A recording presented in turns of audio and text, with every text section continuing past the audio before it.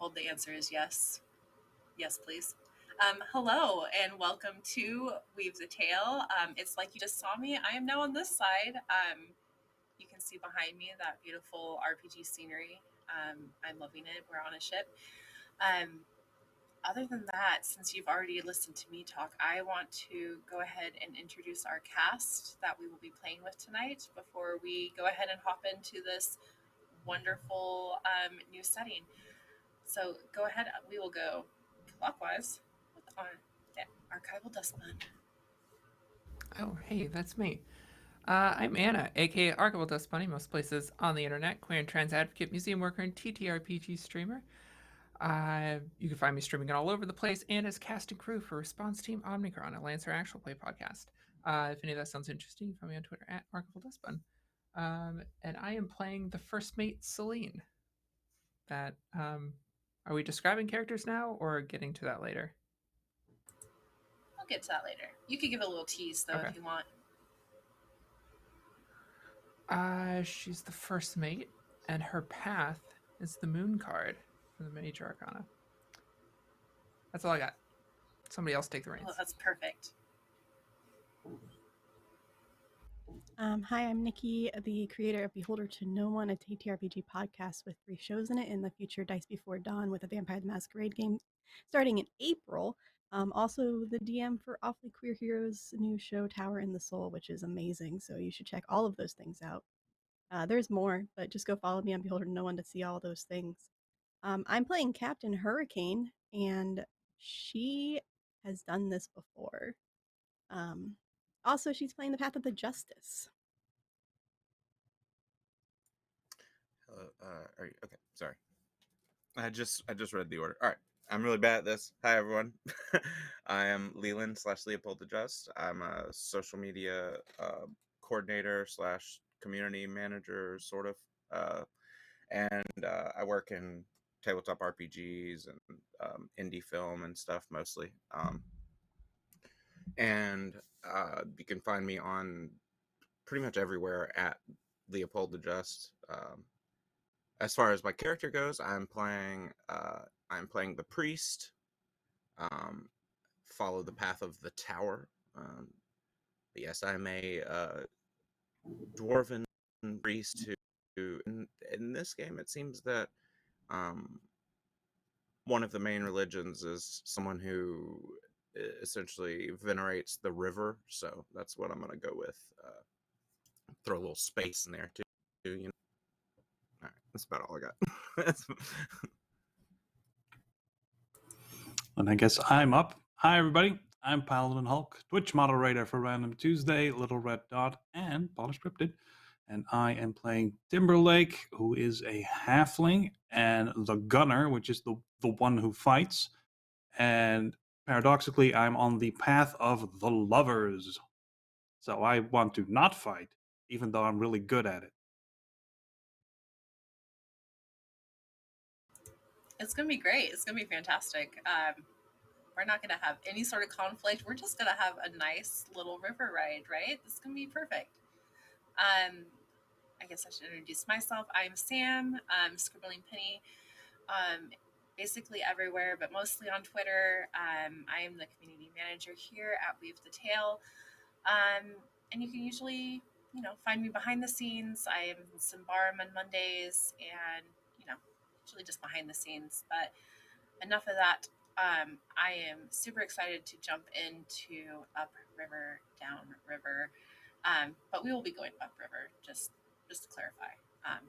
To the moon! To the moon, yes. But yeah, just to all of a sudden hop in. Essentially, all of your life, you've lived on the Great River. It's the source from which all magic flows. You see storms climb and fall down the riverbanks and those precious metals that are buried in the silt. You have fish swimming in abundance near the roaring tide and rice growing in these thick and luscious by the banks of the Glas Road. Again, the river is all that you've ever known. Just this one mighty silver serpent which winds down from the mountains and travels towards the sea. No one has ever found the source of the river from which it's said that all magic springs, and no one has ever come back from crossing the horizon of the sea. And that's where we will start. Our crew is set to take an oath to find the source of the river. This isn't the first oath of its kind, and it's not going to be the last. And it's not going to be an easy journey. But then again, very few journeys worth taking ever are. We will be, again, playing Upriver, Downriver, just to kind of talk a little bit about the system. We will be rolling D12s, D4s, D8s, going to the source. Essentially, you will be, we have swords, spirits, and tongues. Those are the core stats. So you will roll your D12 plus swords, spirits, or tongues, depending on what you're trying to do. If you roll above the target number, you succeed. If you roll below it, you fail. And you will have to find another way to reach your goal. Definitely going with falling forward, failing forward. So something will still happen. It's not just going to be a loss. Other than that, our essential content warnings for this stream will be, of course, this is a PG-13 channel. We will be using some adult language, and there might be some emotional and trauma, PTSD within the stream. Anything else, I will make sure to link it. We do have safety mechanics in place using X cards, O cards, N cards. So if you need to step away at any time, that is totally fine. Make sure that you take care of yourselves. But we will be zooming in on the small town of Meadowbrook. It is at the junction right in the middle of the river between the source and the sea. It's definitely a sleepy town. Right now it's early morning. You see the sun just barely bleeding over the horizon, a light mist across the waters of the river. And the four of you stand together on a dock. The red sails of the ship, you could see fresh paint staining the Venerable as the name. Captain Hurricane, why don't you go ahead as you're standing there facing your ship? Describe your character and what she's thinking in this moment. Okay. I am playing a river folk. Captain Hurricane is a female river folk, which is completely blue-skinned with this dark bluish-green curly wavy hair that kind of moves with the water and not with the wind. She's wearing a very beaten up right now captain's cloak that's teal colored and has a sword at her hip. She is looking at her ship right now with disappointment because it is beaten up. It has seen some things, and she is one of those people that has always kept it in perfect condition at all times. She wanted it to be shiny, fixed, always presentable so that people saw it and were envious of her ship. And she's just took the time that they have to like fix up as much as she humanly can without going overboard. She knows there's only so much time that she has before they have to go. And she's just thinking about the past trip that she's had and the people that she lost and if this is worth it. But she, like, deep down, she knows that she has to do it for those people so they can succeed at least. Perfect. One of your past people, First Mate Seline, is standing nearby. Always sort of that source of comfort, but after everything that you've been through and that they've been through with you, it's a little hard to want to have another crew go on this ship. But again, like you said, you have to finish what you started. Seline, why don't you go ahead and describe your character? Yeah. First mate Seline is an elf. She's kind of tall and athletic, deep red hair pulled back in a braid, gold eyes. She wears kind of a gray-blue long vest with silver accents open in the front over just a well-made linen shirt. Top unbuttoned down, you can see a small silver moon pendant, loose-fitting pants, and tattoos along her right arm, some of which look military-esque in design. And she's standing there with the captain, also looking at the boat, thinking about this last trip and what became of it, and how it seems to just be a cycle happening over and over again, even before she started sailing with the captain. Perfect. You guys aren't from Meadowbrook, of course. You came here a couple weeks back, and the only thing that you two wanted was a gunner and a priest. Easily looking at your ship, you could see that it could hold 20, 30 comfortably, along with all the necessary supplies that you should need.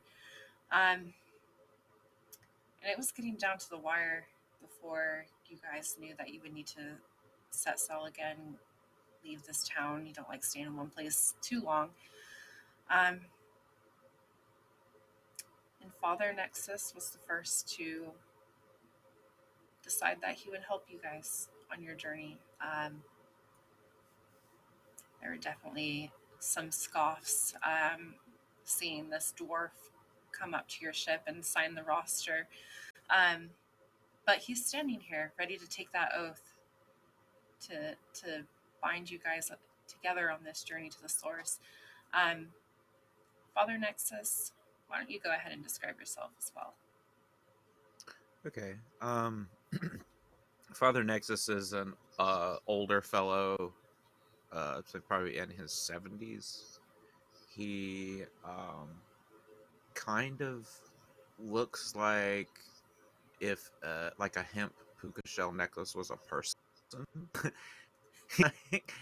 His hair is all just like, it's like in fairy locks at this point because he doesn't wash it, and so it's like starting to like lock up. And like he also wears like this, like a hemp robe that's got like river stones and snail shells like woven into it, as well as like his beard.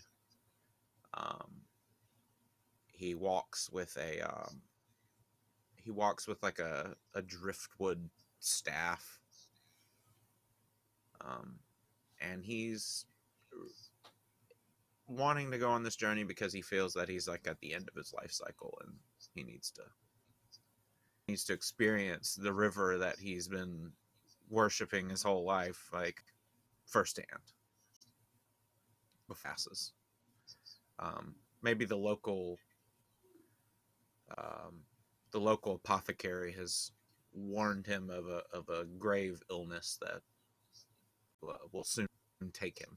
This is like his last effort to see the river, and so of course he jumps at the opportunity.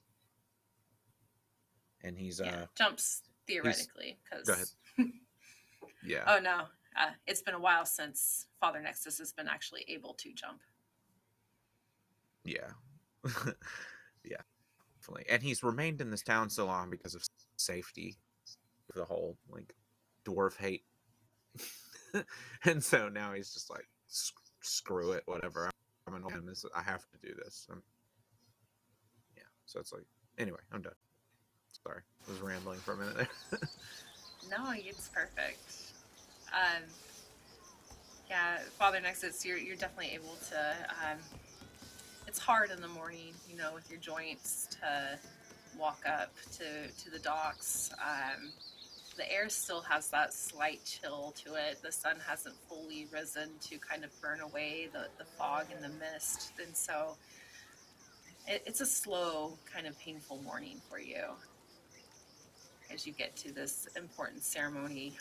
You actually see another priest there, tall, young, um, somebody that you probably have spoken to on multiple occasions and maybe even helped train, um, smiling at you as you approach the other two. But before you're able to really talk to Seline or Hurricane, someone that has, you know, you've seen around town, but perhaps not gotten that much of acquaintance with, Timberlake and his hotshot type attitude, I'm guessing, is finally joining the rest of the group. Go ahead and describe Timberlake as he joins everyone else. Well, Timberlake is a halfling, so he's short. He's wearing something like a black hoodie kind of a thing. He's got a well-packed backpack on, and he is holding a halfling-sized axe, which, you know, if normal axes are like this axe has 2 blades on one side. And Father Nexus would know that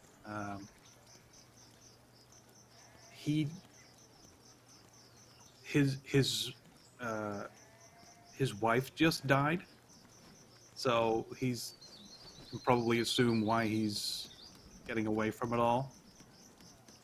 He's a little quiet, but energized to get going. Could we say that my character did the funeral ceremony? Oh yeah. And that's our most recent encounter. Okay.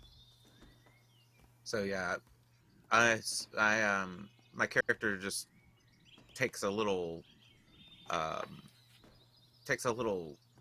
herb-filled cap that the apothecary gave him for his pain, and he pops it back and just sort of solemnly leans over and pats your character on the shoulder without actually saying anything, just sort of locking eyes and, you know, acknowledging your pain.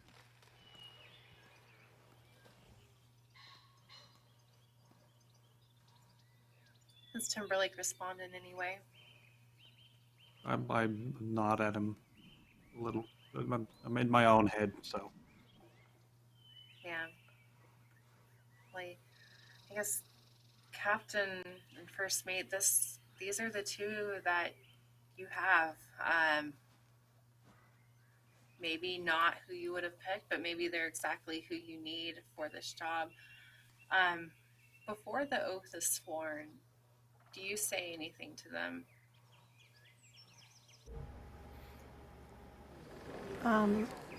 The second that I saw somebody scoff at Father Nexus, I was immediately like, he's on the ship, no matter what. And then just the look that he gave Timberlake, it's like, okay, they know each other. I don't know Nexus, but I trust his judgment already. And like that's like instant decision making. But before we sign any oaths, I'll just say, you are welcome aboard the ship. There are 2 rules, and 2 rules only. If you're on the ship, you're family, and the ship is also family. You're treated like such. And 2, don't go into the captain's quarters. All my rules. Well, I hope this family's in need of a grandfather then. We're in need of a lot of things. I'm not looking I for a do new have to- family. I want to get to the source. So, whatever you need. As do we all. Oh, we will get you there. Are you sure you 2 are up to this? This oath is binding. I Whatever have it takes. studied this. Yes, I have studied this river my entire life, many decades now. It is finally time for me to encounter it firsthand.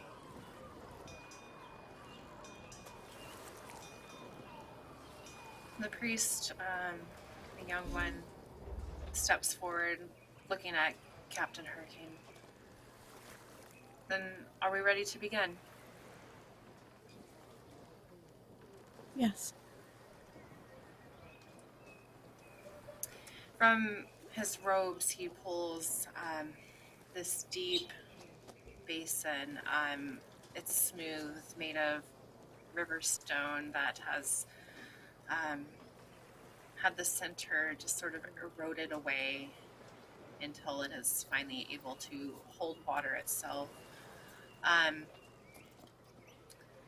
He turns, dipping the bowl down into the cold water just below the dock, his sleeve coming back wet as he turns back to the four of you.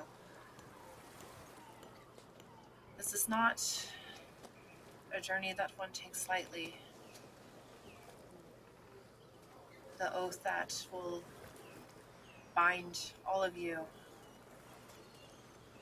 will be in life and in death until you reach the end.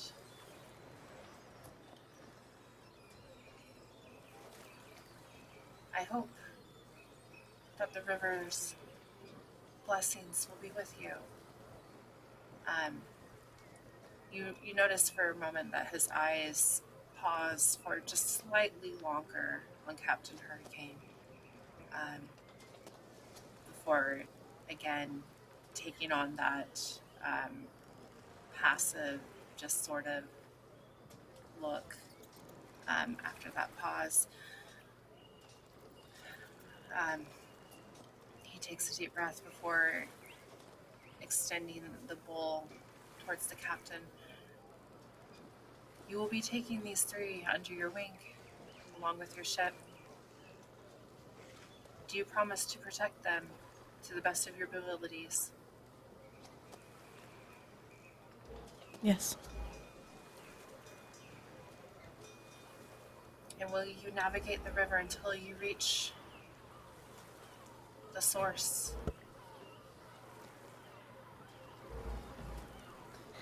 Yes, that is the goal. He nods and places the bowl in your hands. You know that, as you've done this before, you're supposed to drink part of the river before passing it on to the next person. She hesitates for a second, but will take a drink and probably has like one tear that just falls down, but she takes a sip and then hands it over to the next person. Yeah, it's probably, the water is definitely cold and bitter as it goes down, but then as it slides down your throat, you feel that warmth, that pull towards the other three individuals and towards your ship behind you.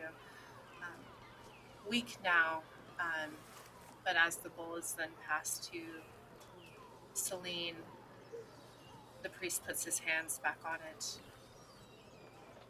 And do you, first mate Seline, promise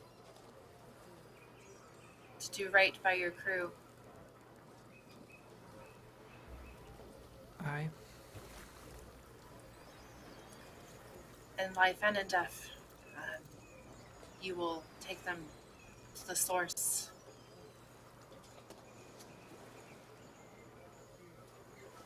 I will.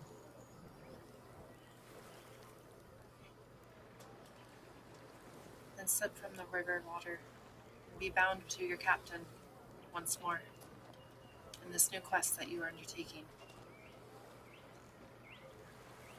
She also pauses for a moment and kind of lets out a heavy breath and then takes a drink from it. Who do you pass it to next? Father Nexus. All right. He reaches and once he gets his arthritic grip on the bowl, he motions it over to his mouth, and when he takes a sip, he just lets the deepest, relieving sigh that you've ever seen anyone let out, and he's just, seems like he's been waiting for this his whole life, and he doesn't say anything, and then he passes it over to Timberlake. Here you go. I'll look at it, river, and I'll like look up to where we assume the river is coming from. I'll think it's where you start.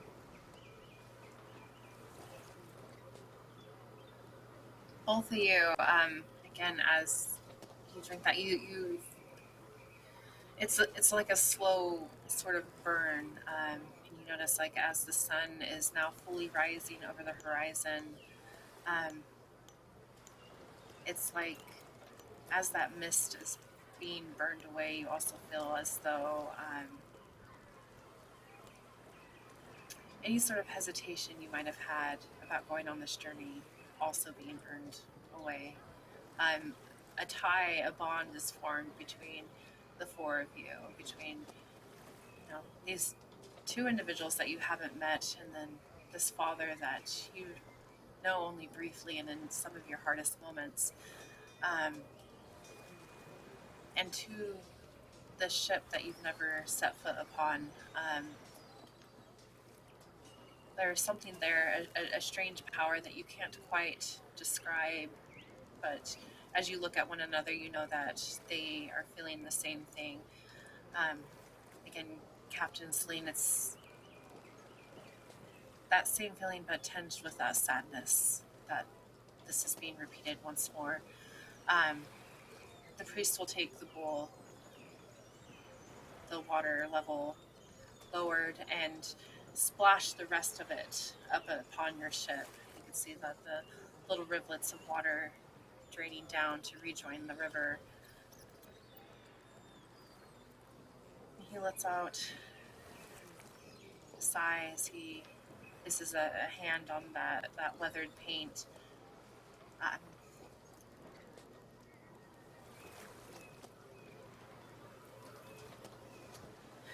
It is time that you set sail then. May the river's blessings be upon you. And Paul, the wind. He doesn't look as excited or perhaps hopeful as he should be. Usually that this is a joyous kind of occasion for Meadowbrook, but there's no one gathered here. It's very somber, and he's sort of frowning as the sun continues to rise. Captain First Mate, you've probably heard that old adage before, that red at night is a sailor's delight, but red in the morning is a sailor's morning type thing. But the sky as the sun rises is just bathed red, completely, reflecting off the water. And as you look over, it's just, maybe a sign of things to come.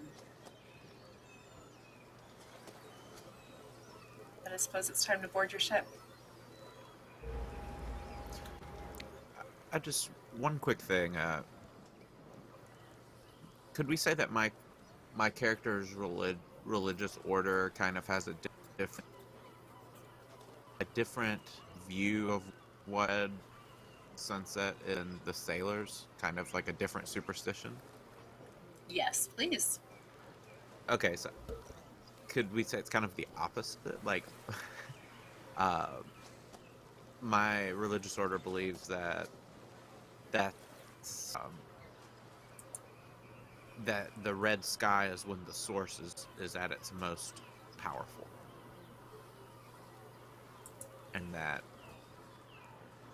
see and like juxtaposed to the other person's look of war. My character has like a really hopeful, like excited look on his face. His smile cracks open, revealing only 3 or 4 teeth left, and he just. Oh, this is going to be quite the journey. A life lived and an end much deserved. He just sort of like lets off an old man chuckle and goes and starts exploring the ship.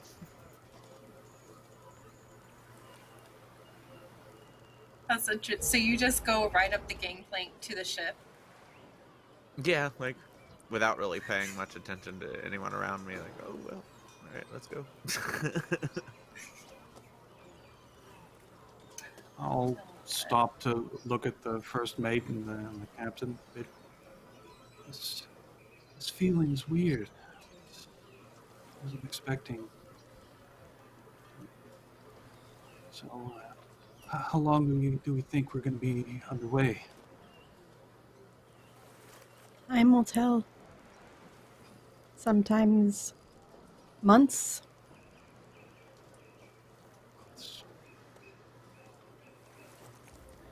Nobody has Hopefully. found the source before, so it's difficult to tell.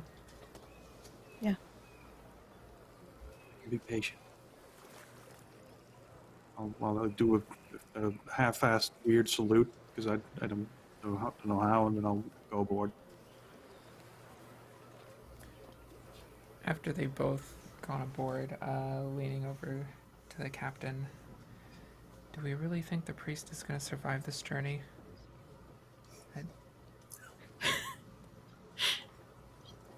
I'm a little worried for that Let's one. just hope. Maybe it's what we need as a chance. Maybe. But also probably not. And if we fail, at least this time it's only 2, I guess. We're not gonna fail. You have to believe that. This one's our time. It has to be. Well, the sky doesn't think so, but let's hope we can prove it wrong. I never liked the sky anyway. The river is better. We should probably get underway.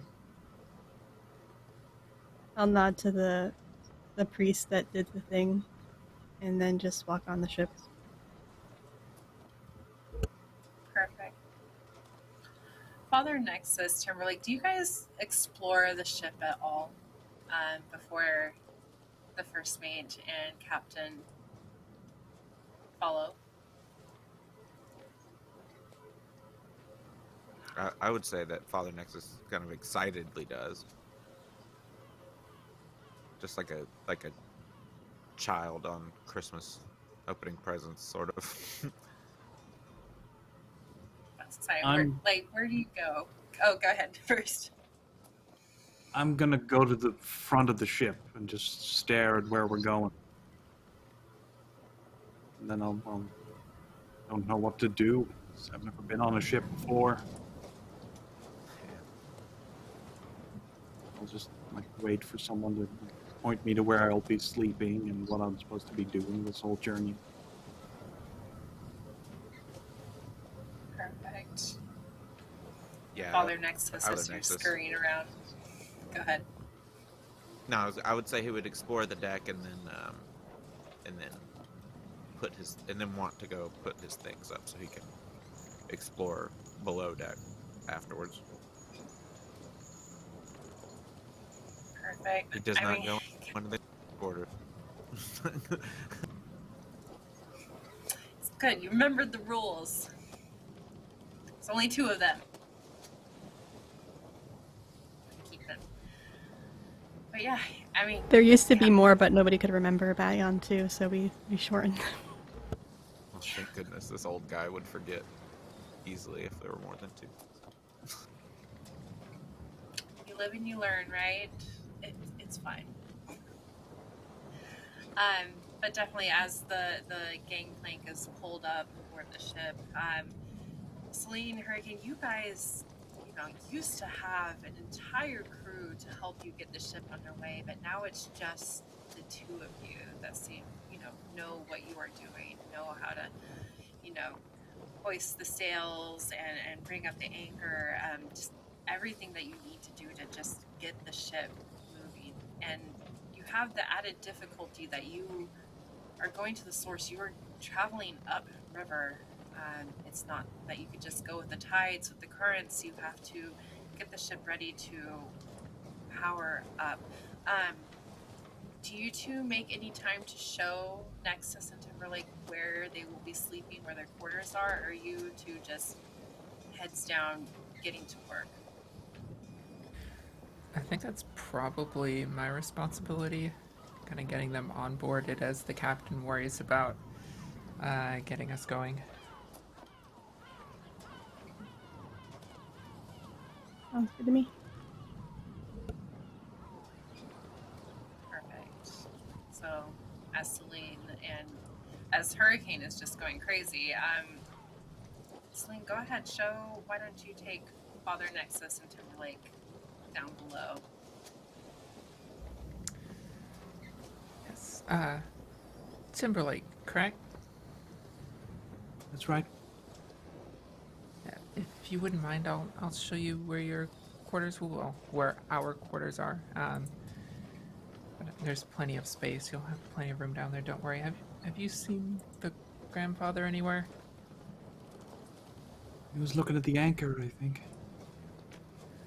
Oh no. Okay. I will rush off towards where the anchor is, hoping that I do not see a priest floating in the water.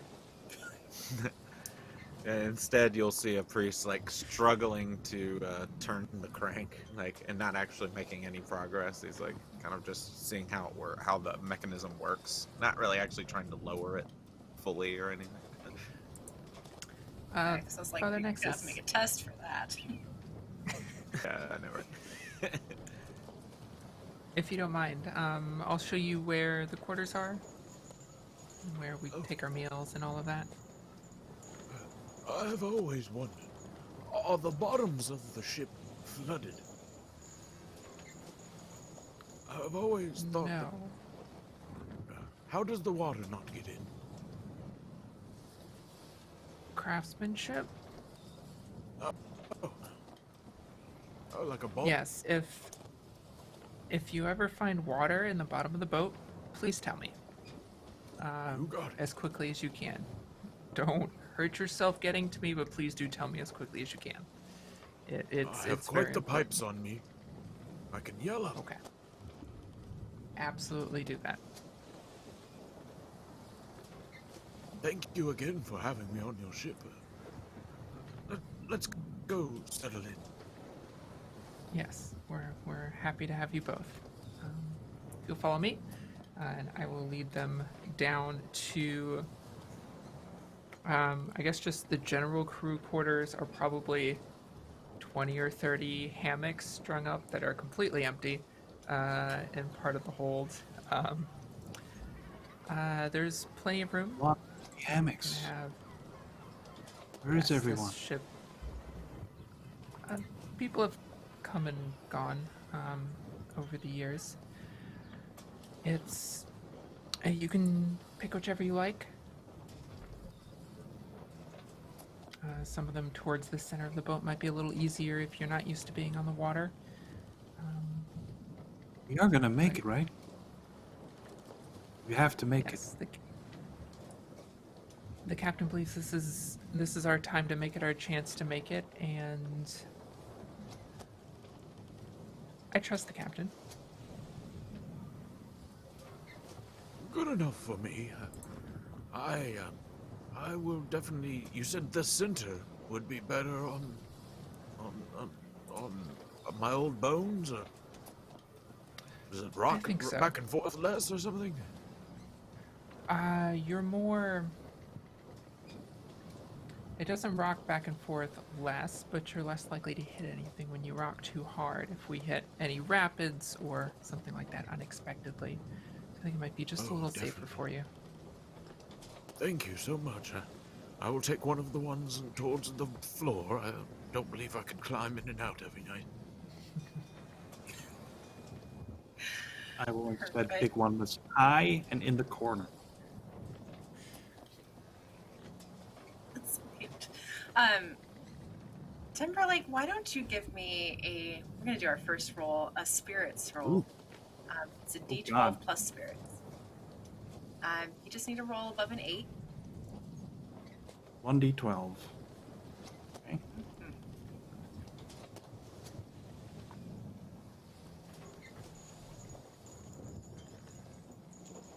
Well, that's a There success. we go. Perfect. So as you pick this hammock up in the corner, climbing to the top, as the hammocks, there's one on the bottom, one on the top, sort of like a bunk bed type thing. You swing your feet up to climb, up to the second one, and as you peek into the hammock, somebody's there. But as you shake your head, blink for a moment, you notice something very quickly off that you're able to see through them. You've heard rumors of ghosts, but have never really seen one yourself.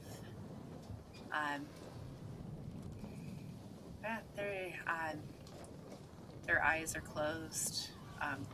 Maybe you don't know if ghosts sleep, but it seems like you might be pretending to sleep. I have enough ghosts of my own. I'll take that hammock down. I'll fold it up and I'll toss it over the side of the ship. Wait. That'll do it. Maybe. You take the hammock the ghost was in? Yep. Clearly, the hammock was haunted. So. First question. Do I see who it was? Second question, is the ghost still there or was the ghost just thrown overboard? I mean, so as Timberlake starts to unhook the hammocks, I'm sure not having experience with ships it's kind of difficult for you to reach those. I'm sorry, halfling. The hooks are quite high to unhook the top hammock. But as you're doing so, the ghost will suddenly sit up, and yes, Seline, you will recognize them as I'll message you. But definitely that familiar face of someone that you've seen before. And he opens his mouth to look at you, Timberlake. It's like, "Oi! I was trying to sleep here." This is my bunk now. Time is over.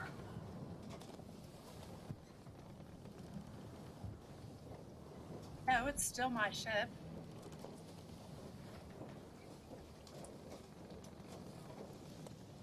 I'm ignoring him for the rest and just continuing on to do what I previously said. Seline, is he ignoring me? He floats down.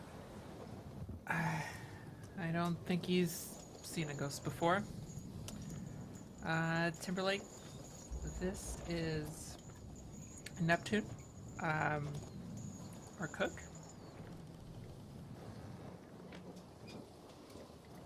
Pleasure. Can't really hold a saucepan right now, but I used to be the best cook on the whole damn sea, if you would believe it. It's true. Oh, I can do the cooking. My mom There's taught just me well. There's ambient snoring in the background as my character's just napping on the on the bed or whatever. Sorry, what is it? A hammock? Yeah. Oh, yeah. Seline, this is what you've come to. Some old man, and I don't quite know what you're going to be doing. They're the ones who answered, and I would appreciate it if you and the others would be careful around the father. I don't know if his heart can take it. Wait, there's more? I don't need any more ghosts. I didn't sign up for ghosts. There's a few more.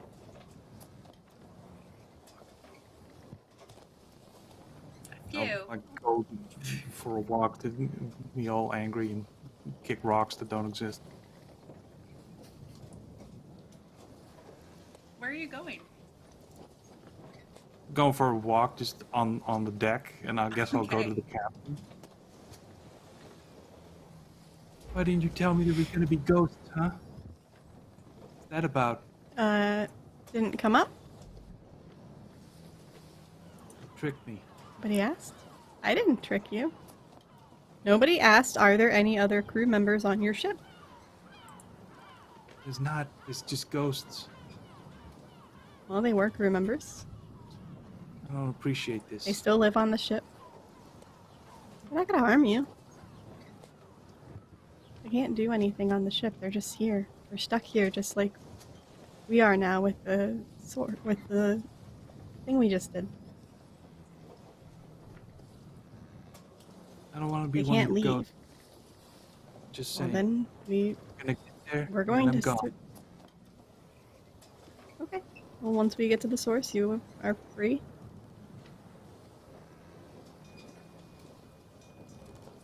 Yep. I have no intention of more ghosts. All right.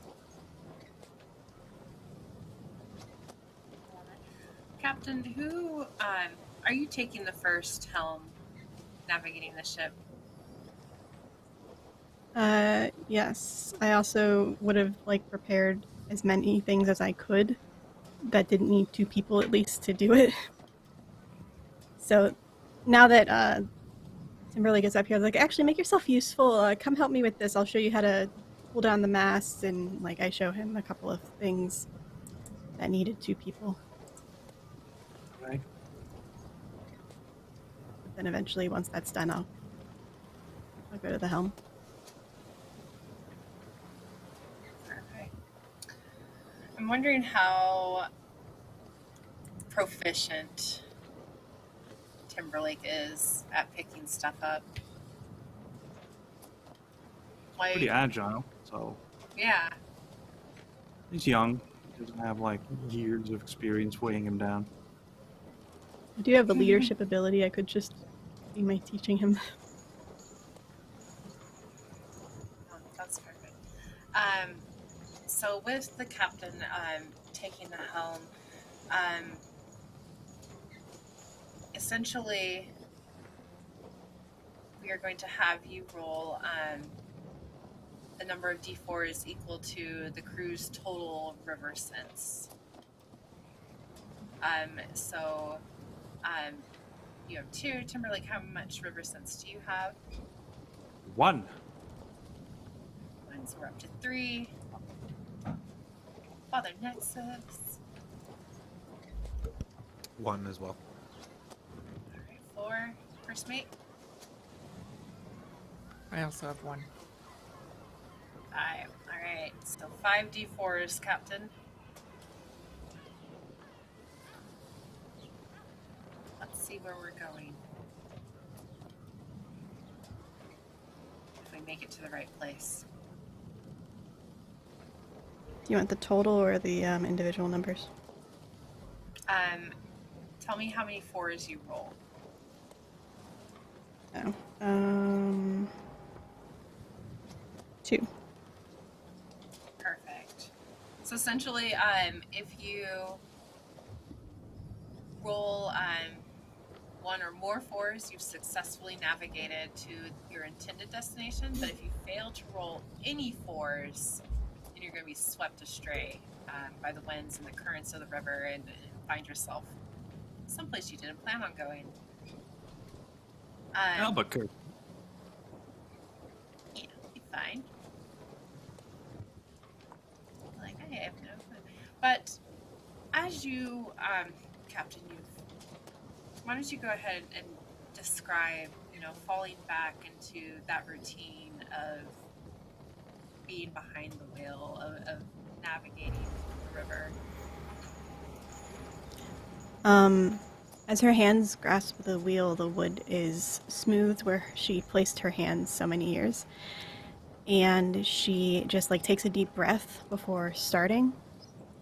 And just for a moment lets the feeling of the boat just overwhelm and take her. Just for a moment to like feel every person on the ship, every ghost, every memory.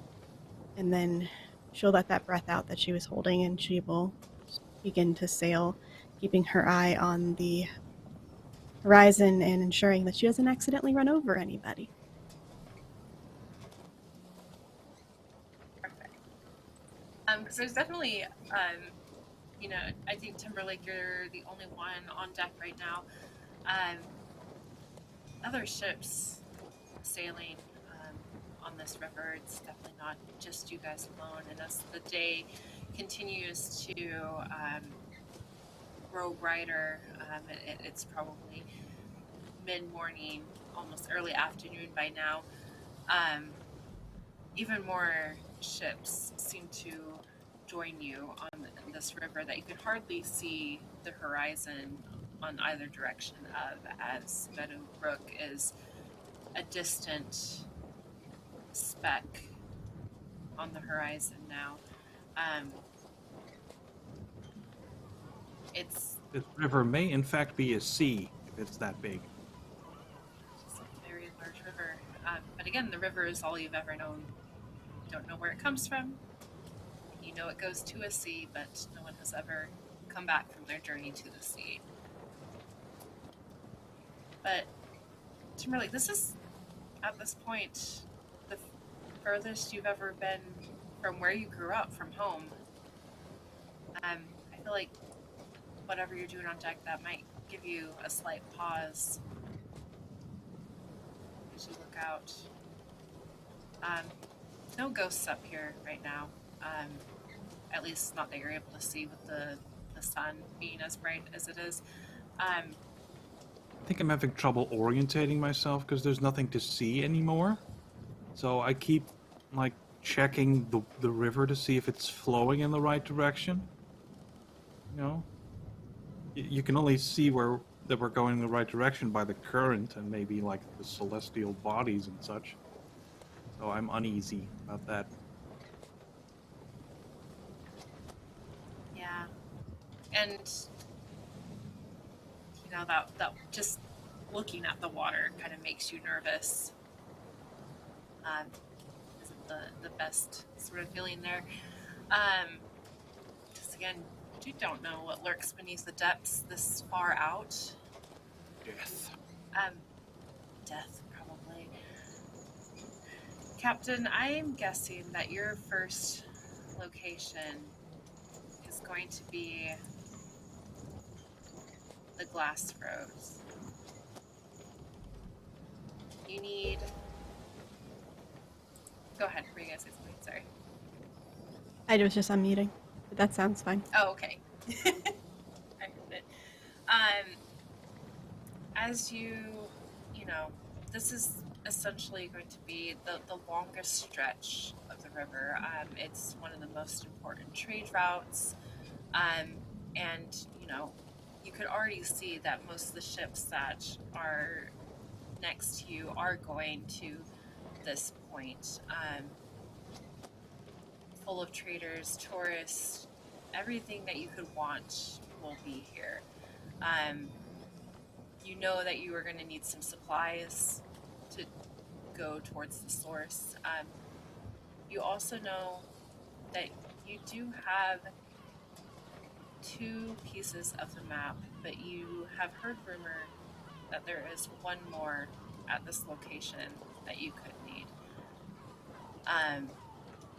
The other 2 pieces you've gotten in previous journeys, and you thought, you know, that first time that would be enough to navigate you, but this time you're going to get all the pieces of the map, and hopefully that will help.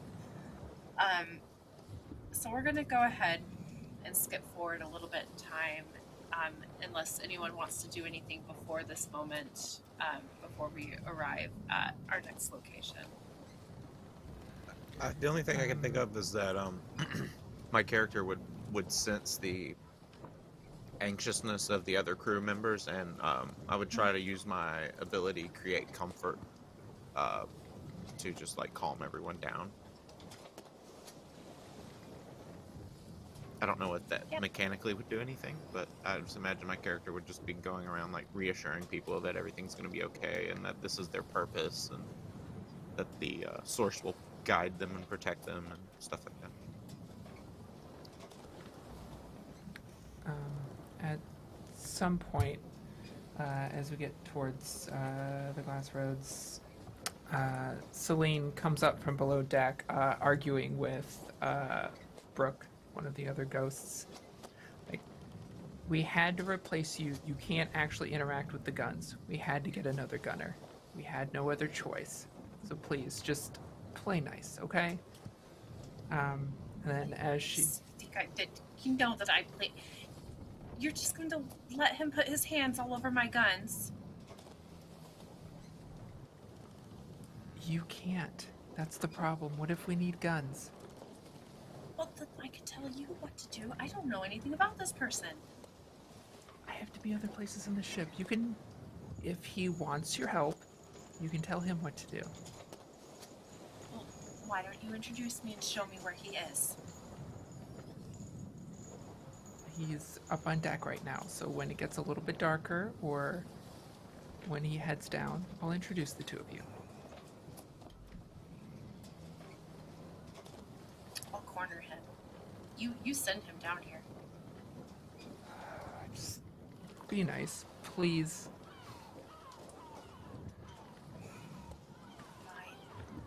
Fine. They stop right as you finally, like, open the hatch to go up on deck.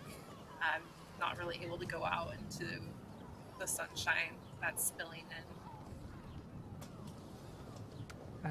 As she climbs out on the deck and sees the Glas Road, I think she wanders over to the railing, kind of leaning on it, her face darkened a bit, looking out over where the elven cities used to sit before the humans retaliated. And she's just going to stare out at that for a while until she's needed elsewhere on the ship. There's definitely still, you can see old foundations, stilts jutting up out of the water in various parts where homes and towns used to be. But right now, it's essentially just a floating market. The noise and the smell reaches you before your ship really gets to the center of the Glas Roads. People shouting from one another across all sizes of ships. Things are getting thrown that 2 to 3 foot distance between ships. The items exchanged, goods, and again, there's all manner of folk here, but they seem separated. And it's mostly, you don't see any dwarves, you don't see any halflings. It's mostly humans, a couple elves, a couple river folk, but not as many as, people who did this, that changed things. But there is an establishment that Captain Hurricane knows to go to. It's called the Penthos Marquise, the Water Garden. They sell jewelry, trinkets. You were told to look for a teal-painted ship. As you're slowly navigating, did you tell First Mate who you're looking for or anything about this part of the journey? I probably would have, especially if she asked, because she knows how to get me to say something if you word it just the right way.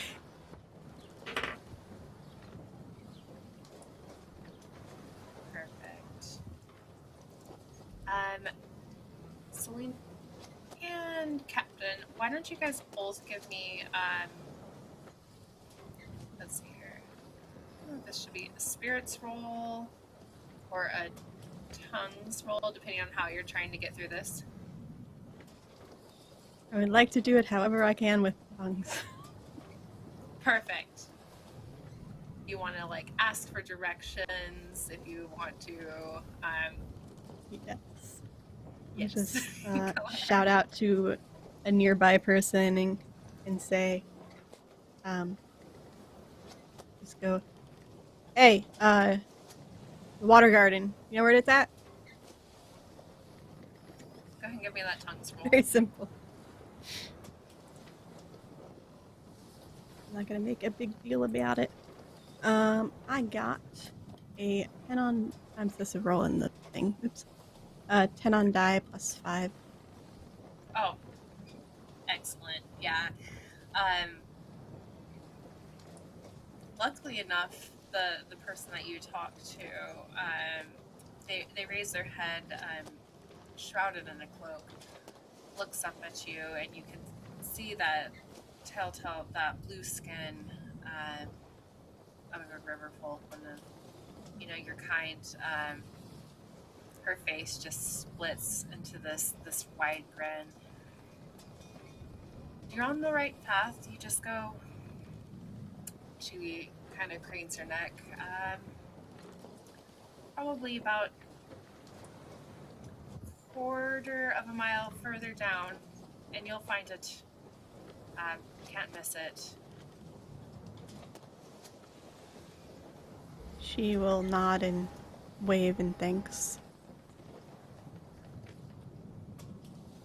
She quickly steers around another boat.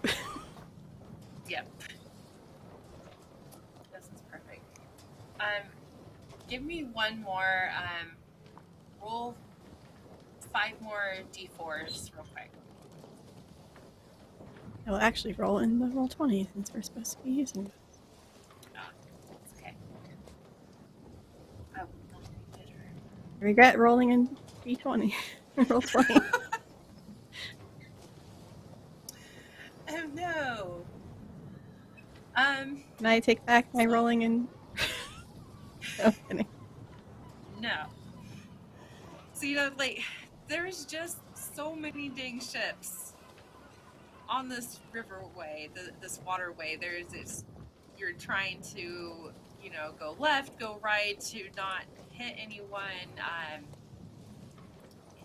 and somehow you find your way just off course. You mark it. You went down about a quarter of a mile, but there is no teal ship anywhere that you can see.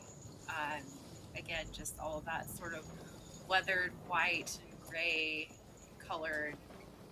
Can we say that the problem is that she doesn't know what the color teal is? Is that teal? I have an ability that might help. Yes. So I have the ability, I know this place.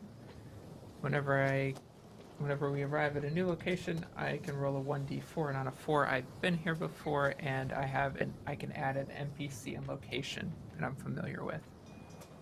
Perfect. Let's roll it. Nope. I tried.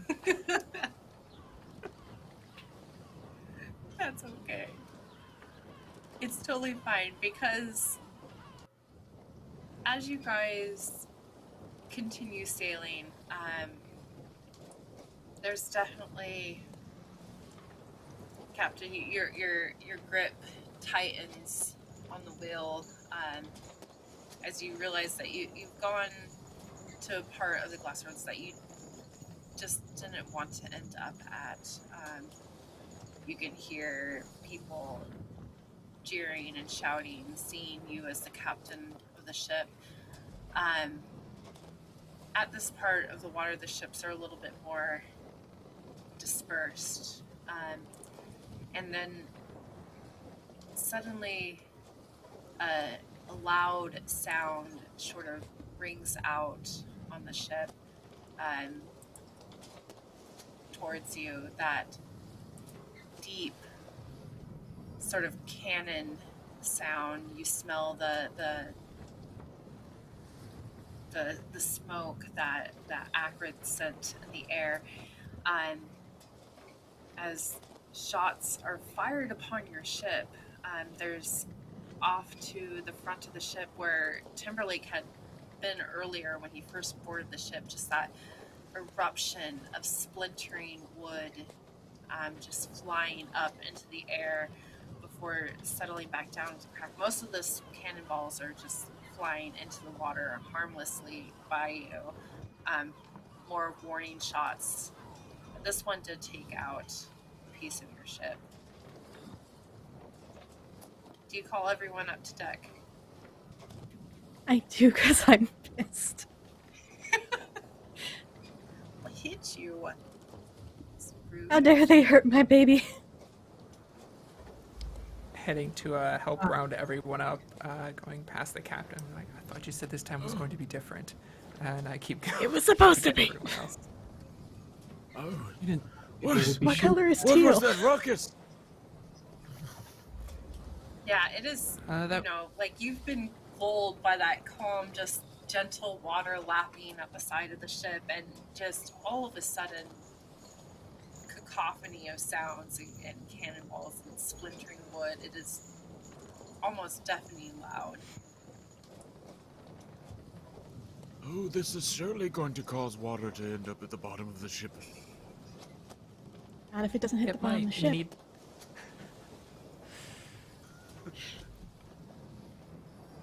I'm gonna run Everyone over moving. to This is all hands. aim us away from the people with the cannonballs. What was that? Sorry. I'm gonna go to the wheel to steer us away from the people with the cannonballs, because I feel like we're all standing here going, "This is bad." I'm at the wheel. Yeah. Okay. Are you gonna take the wheel from the captain? Just be like, Yeah, I'm gonna be a little shit and just shove the wheel so we aim away. Like, I don't understand what you're doing not doing that, so that's the plan. Captain. Part of me wants to punch her in the face, and part of me is like, deep breath. Don't touch the wheel. I am working on it.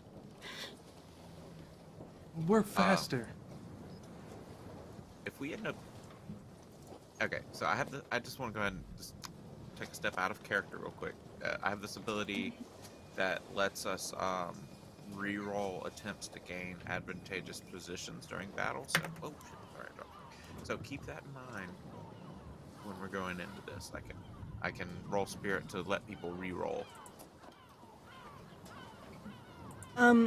Is this section able to, like, are you able to turn around in the section at all, or is it like one way only?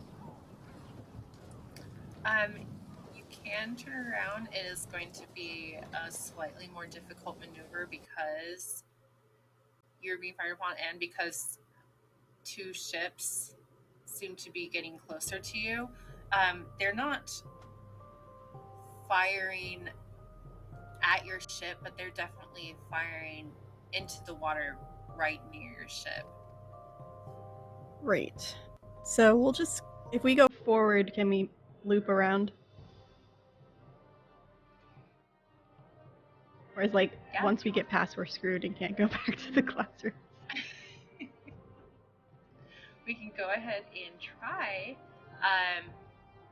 Do you want to keep trying to go forward? Do you want to try and talk to them, or just turn around? They wanted to talk. They wouldn't be shooting at us. Those are warning shots. I think it was just bad luck that one of them hit us. Oh, really? Is that the excuse you're going to use for someone who just shot at us? I could have put water in the bottom of the ship. As you say that, like, water splashes up onto you where a cannonball hits the water.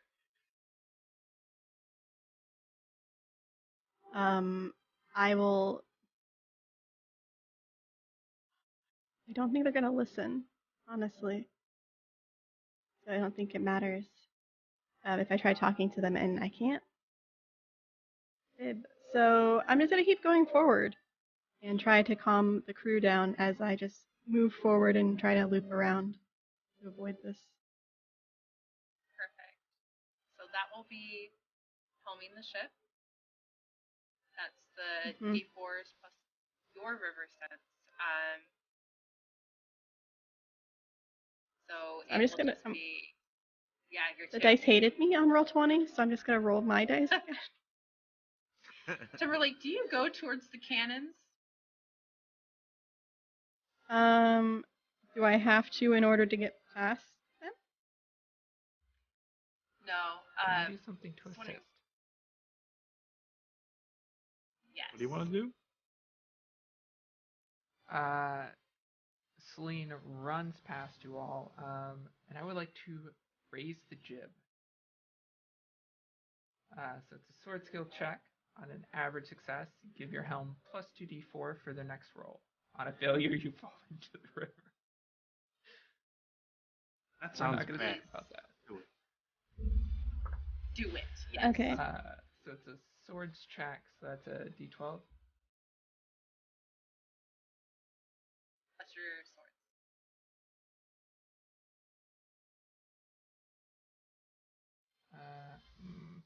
That's a 9 total.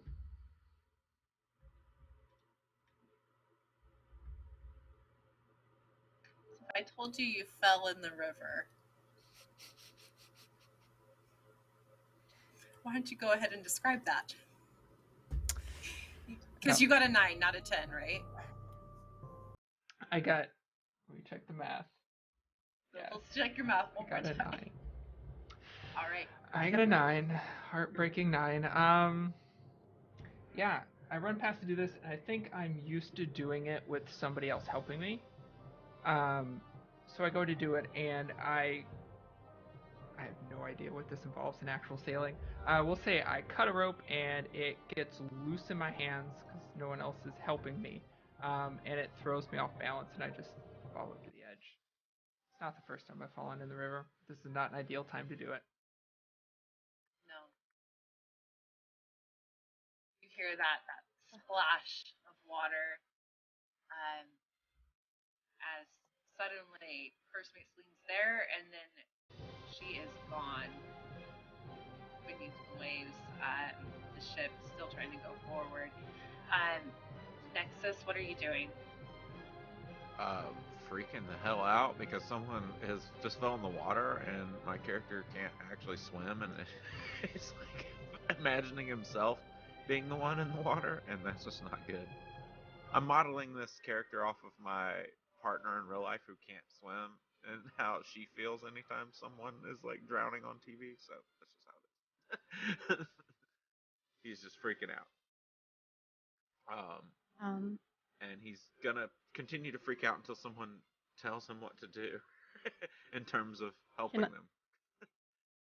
Can I order someone to throw a rope? Yeah, I'll like toss a rope around like one of the things ropes are supposed to be attached to on the ship. I don't know what they're called. And then I will not throw the rope. I'll throw myself in the rope so I can grab her.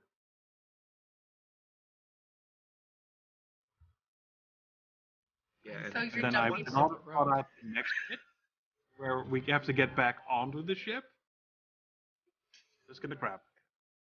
That's the plan. Once someone takes action, I would think Father Nexus would then like assist with that. Like if someone needed, if someone needed help pulling the rope back up over, pulling them, both of them back over the edge, he would assist. Perfect. So let me just get this straight, Timberlake. You tie the rope around one of the anchors, and then you jump into the water holding the rope. Did you tie it around yourself? Yeah, I'll like loop. I don't feel like I have time to tie it properly. I'll loop it around myself and then jump. Perfect. Another splash, Captain, as it's just you and Father Nexus on the board the ship. Go ahead. Did you give me your navigation roll? This is an escape roll. You need to again just roll your d4s, And you're doing it I against got one the success. ascension. Perfect. You're definitely picking up speed to get out of here, going forward. Seline, you are disoriented for a moment. Feet overhead. You can't tell for just those briefest of seconds which way's up, which way's down. Just completely underwater. You at least know to hold your breath because this has happened to you before. You don't take that initial shocked gasp under the water. And you turn and finally see where the sun is shining through the water's bubbles as cannonballs just go into the water beside you. Nothing hitting you. But why don't you, as you surface, roll me a swords real quick just to see if you're able to swim up to the surface.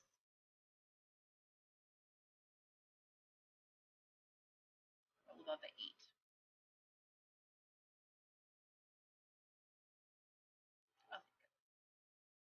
Plus 5 is 13. All right. Sorry, swords. Plus 4 is 12. You're good. Timberlake, you splash into the water. How experienced are you with swimming? I can swim. This is not new. Like, we live next to a river. It's normal. Everyone in the village knows how to swim. Most people in the village know how to swim. One. Everyone but my character. Fantastic. Why didn't you describe Dwarves as sink you... straight to the bottom, you know. Yeah. Roll me a swords as well. Again, above an 8.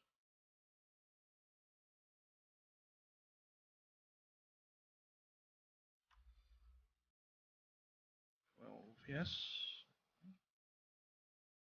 You got 12? It's a D12 I have to roll, right? Oh yeah, sorry. Yeah. D12 plus your swords.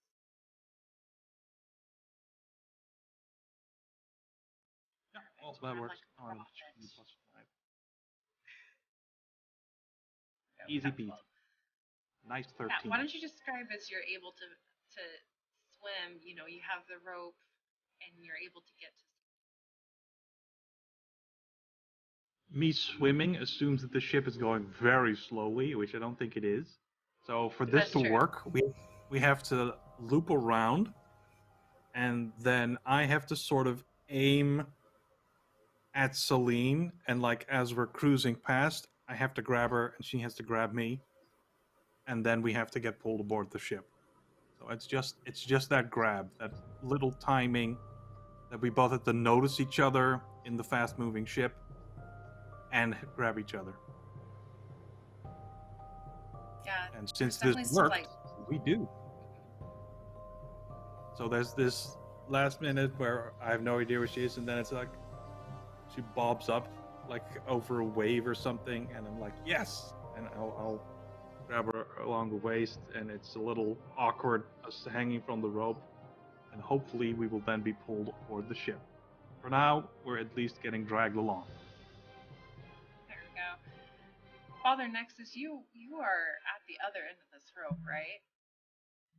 I mean, first Timberlake tied yes, it. like You're not holding it. Yeah, I'm so I imagine like tied here. I'm just on like the other side of it, trying to like pull it in a bit to like help stabilize it.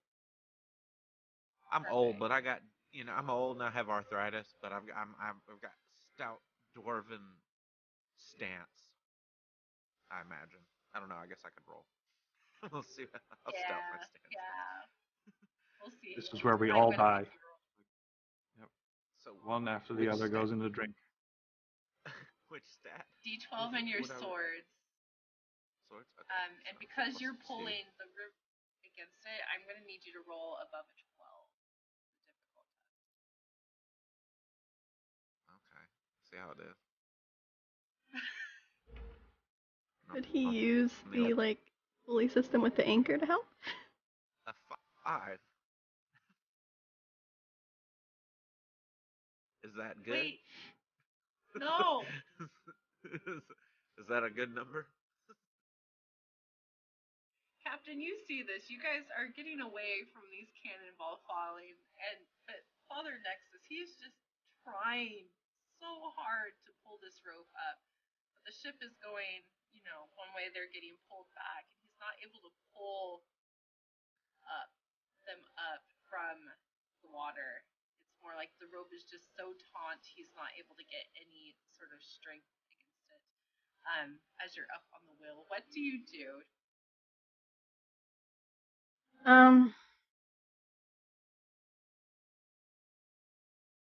Ghosts can't interact with the damn ship. Crap. Okay. Do I see that there's a clear line of sight right now that I won't run into any boats if I run from the helm for a split second? Yes. You could also tell Father Nexus to come and take over the There. helm for a moment. Father Nexus, come here and just hold this steady. All right, yes, and very excruciatingly walks his way up to the wheel because it takes him so long in such a heated moment. She is very annoyed at this, but as soon as he steps on that last step, she rushes down to go try to pull him up. And it's kind of like,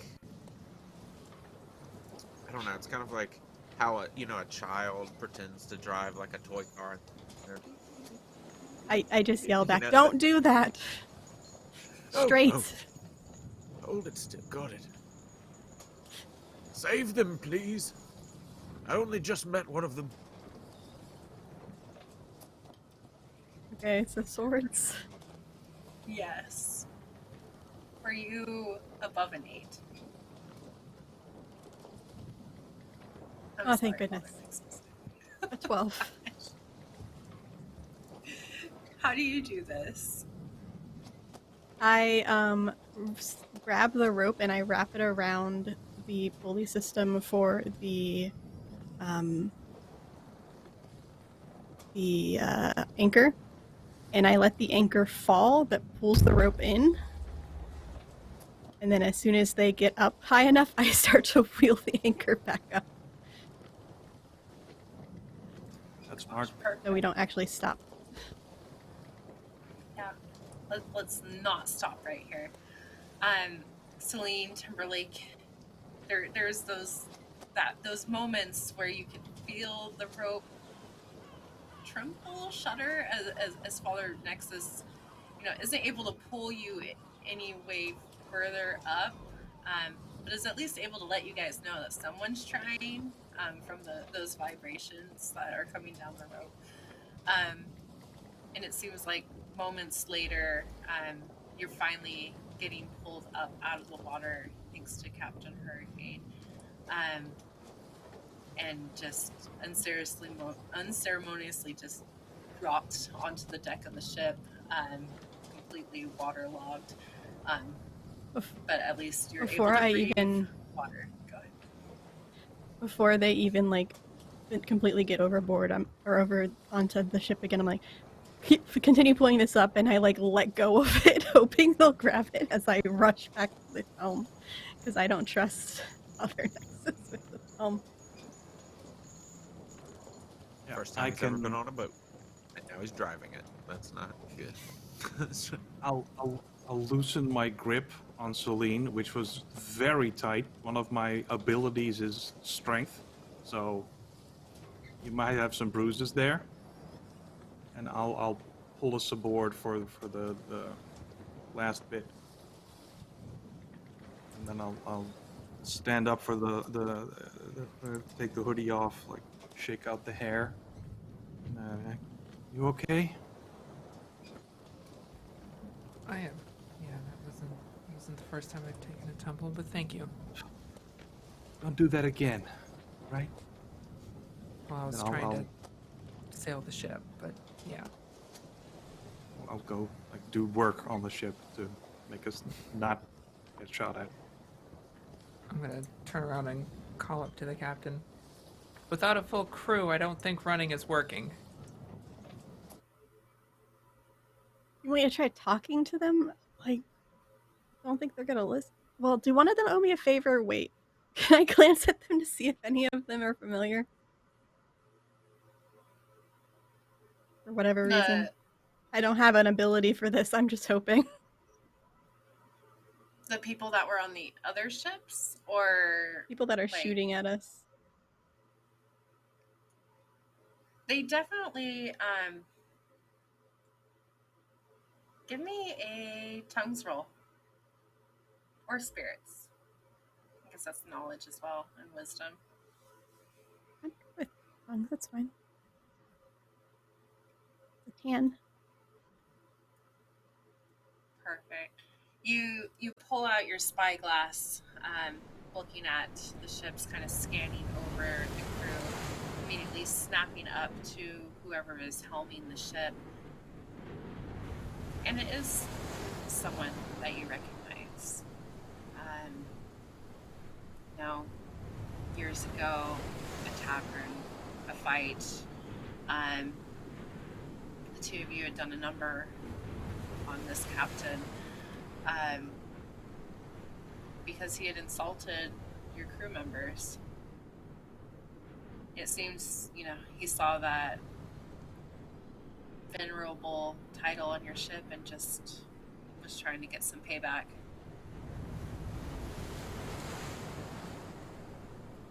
Okay.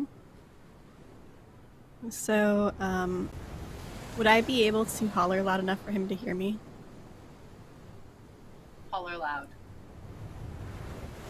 I'm not gonna actually do it, but yeah. I'll tell Seline and be like, it looks like our buddy who insulted Wade that one time is getting payback. And I just look at him and go, you couldn't beat us in a bar fight, so you're trying to aim for a ship? What kind of honor do you have? Just admit you lost and let us go on our way.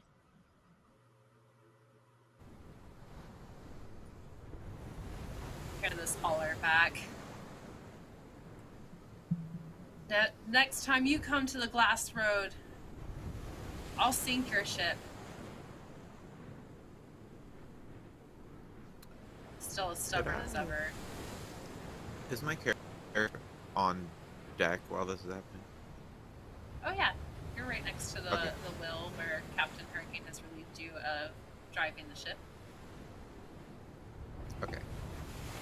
I have a magical ability called Inspire Fear, and I'm wondering if there might be like a way I could deliver like a fiery sermon about how like this we are guided by the source and the source alone, and Please do petty so in mortals will not character. interfere with our. Okay.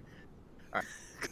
Cool. So yeah, my character comes up to the edge and is like, The source! It is here to guide us, not you.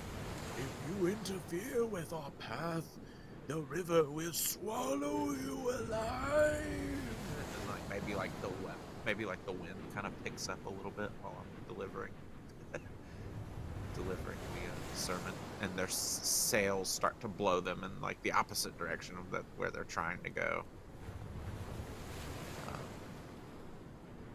Yeah, So as what you do I sort of roll like for? raise your arms up, the wind just blows past you, rattling those snail shells and river rocks within your beard and your hair, making that almost melodic sound as the wind catches in their sails and pulls them backwards, but somehow doesn't move your ship in any direction. There's that warm feeling across the bond that the four of you have. And you've been a spiritual man your whole life, but this is the first time you feel as though the river really answered.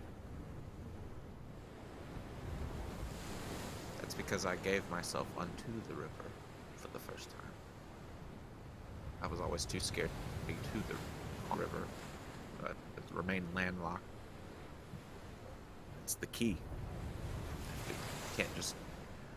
Now my character's like in his head thinking like, have I just been asking and asking and asking without giving anything in return my whole life? Blah blah blah. Is that what my problem is? Like, anyway, not relevant.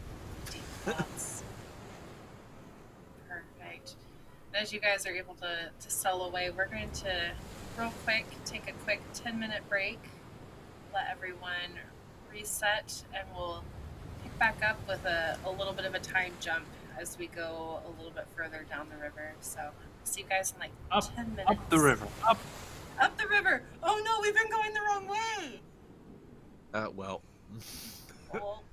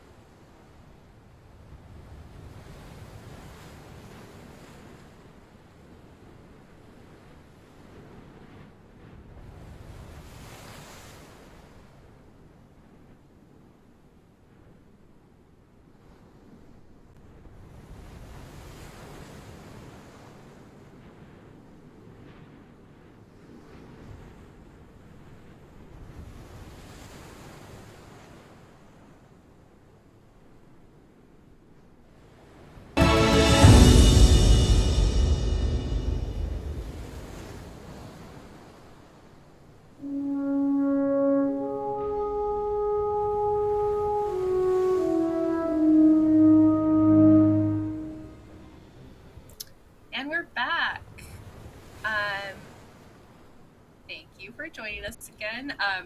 We are still playing Upriver, Downriver. We did not switch systems on you during the break. We're going to go ahead and continue on this journey up the river, not down the river.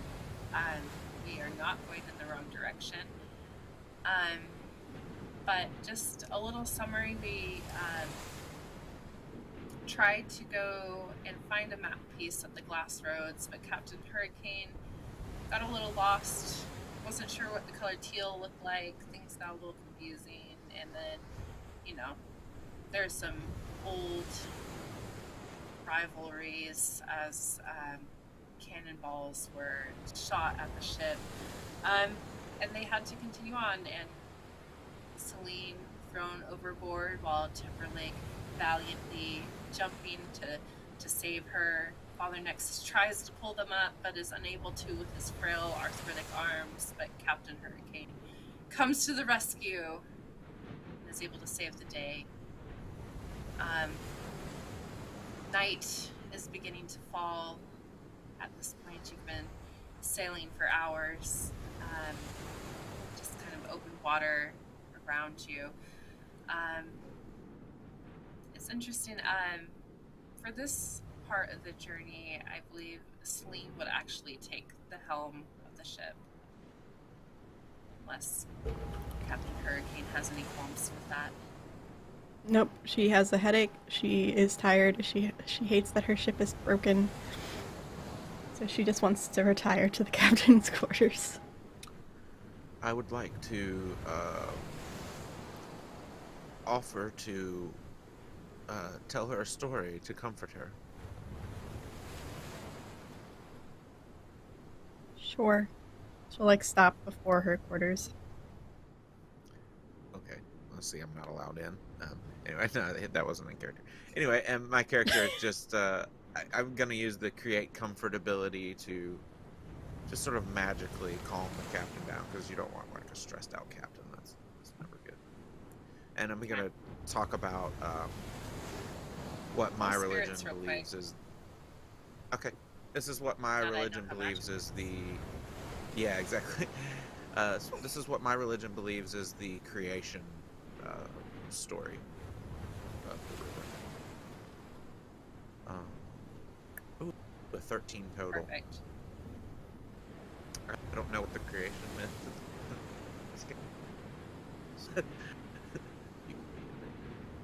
Anyway, pick up the quick start now. It's good. That's good. For this, Father Nexus should just do it any way he wants to.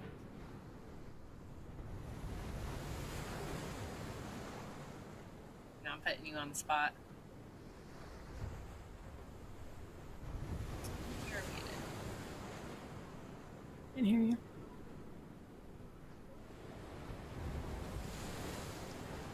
That's the opposite of muting. I did the... Never mind. Alright, anyway. So, while describing the tale of creation of the river and how the source blesses us all and guides our path, I'm also I'll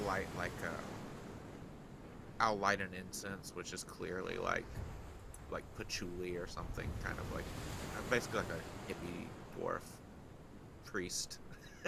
And so it just burns some patchouli and I don't know, just calms you down. Shares some of his herbal teas that the apothecary gave him with you. Nothing that inebriates you, just a stress relief tea, basically. She'll listen to your story, and she'll go, it's nice to be reminded that the source isn't this evil, unattainable thing. Sometimes you question how many lives it's taken.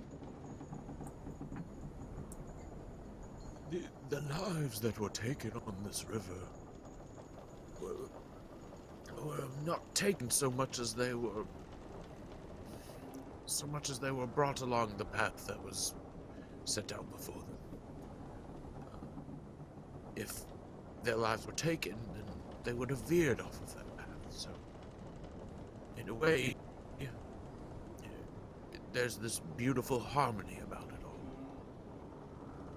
That is why priests of my order do not interfere with life and death. I hope the ghosts that I've caused then are agreeing with you. They will find their way right alongside us when we find the source. In the end, everyone will go the path that they were meant. Including you. She just I like think you've takes. done many bad things, but you will end up where you belong, which is the source.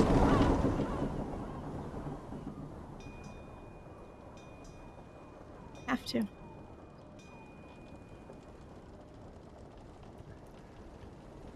That I is exactly went how it Thank is you. for me as well.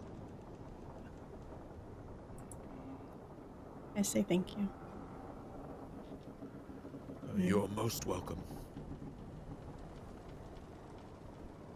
I'll take the tea and I'll walk into the quarters and just close the door behind me and just sigh and say, I'm sorry, Ahmet Trick. I know you told me not to apologize, but I'm still sorry. And then just kind of sit at my desk and have a conversation for a couple of hours. With 2 ghosts in the room. Yeah.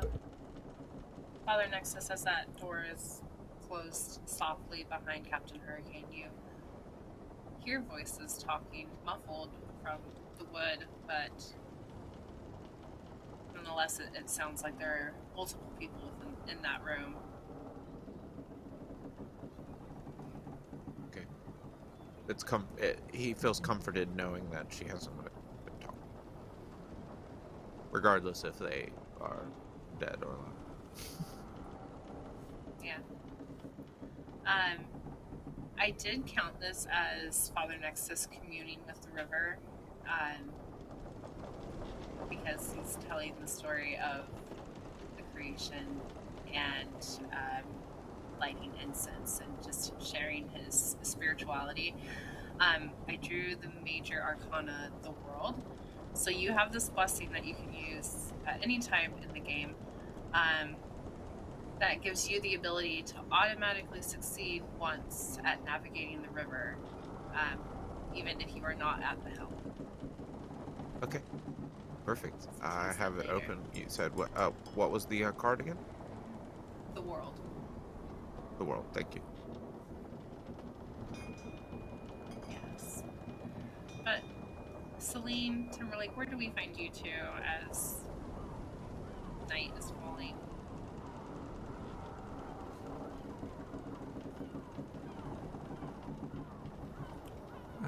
I'm taking care of stuff. So I'm assuming it gets too dark for us to sail at night on the river, I'm assuming. Well, Or you do know we where sail at you night? want to go. It needs to be dark. And you know that you were close to your destination, so... Okay. Then I will, I'll continue to helm the ship.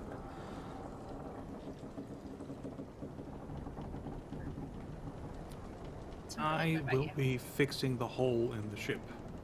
One of the ghosts approached me and was like, there's a hole in the ship. I can't interact with the ship. You have to fix the ship. And I'm like, fine. So that's what I'm doing. Yeah, there's 2 ghosts hovered around you. One by the name of Delta, the other, Brooke. They're both just like bickering back and forth about how you should be repairing the ship, and definitely being a little bit testy if you take one of their opinions over the other, and they both seem to be conflicting. So it doesn't put you in the best of places. But I do the best I can. And at some point, I'll ask, so how did the river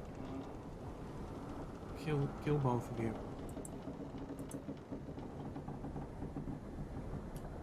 They grow silent, looking at one another. Brooke, the previous gunner, pipes up first.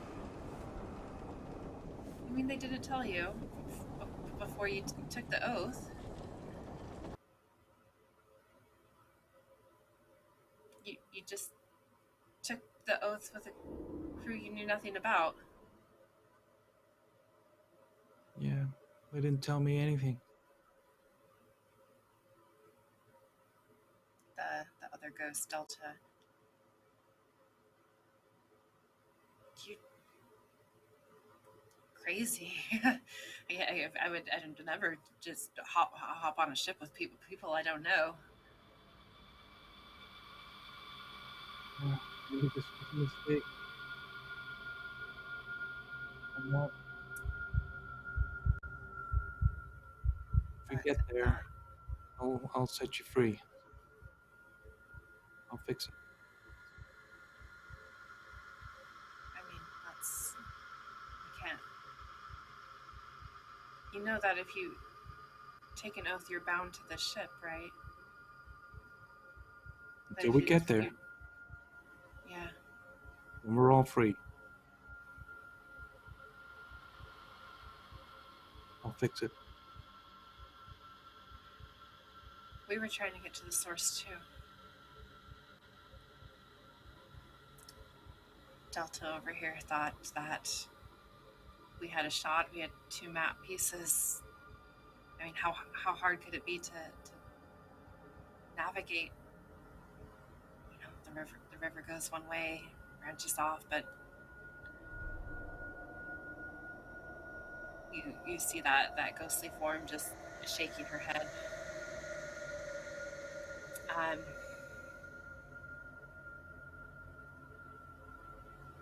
We took a wrong turn, trying to get to the source. We ended up in the she like tries to snap her fingers, but there's no sound. She looks at her hand for a moment. You know, just those gestures that you do when you have a body, but they can't, you know, still get rid of that. It's still part of them. I think that the stone cities, the sisters, I can't remember what it's called anymore. Just the waters turn white. There are rocks everywhere. The captain tried to man the ship, but we were just slammed against the stone. The ship was capsized at one point. I think I drowned. I don't. Delta smashed. You know, it's not an. You know, it's not going to be easy, right? We'll make it. Somehow.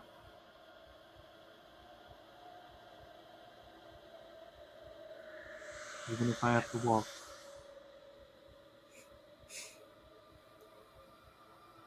We were all confident once too.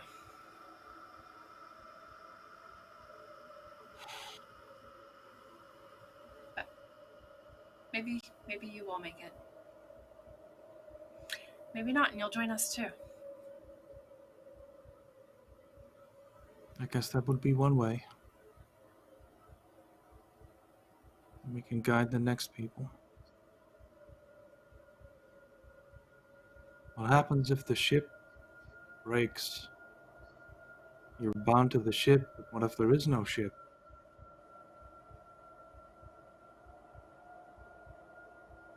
We're just lost. Good thing we're fixing it then.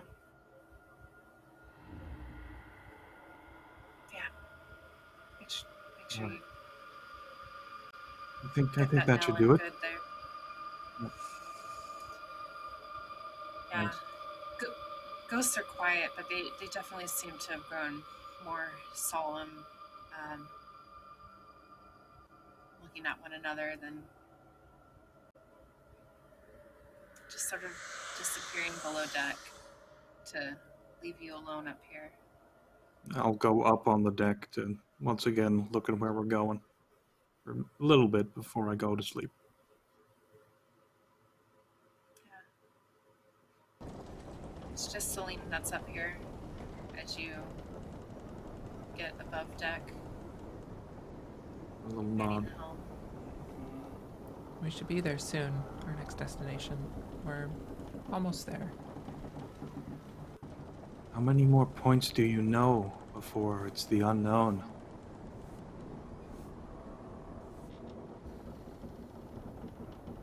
We've gone a bit further. I mean, I've been to this next destination before. A few times. So I know this area at least. Is there more people that want us dead?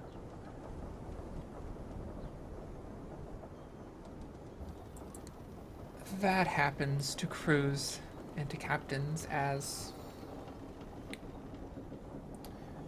outstanding as Captain Hurricane. Make friends as often as you make enemies, so We should all be helping each other get to the source. in an ideal world, yes, but most people are content where they are. So it's just a handful of us who are actually trying to get there. But we will. The captain is confident that this is our time to do it, so I'm confident as well.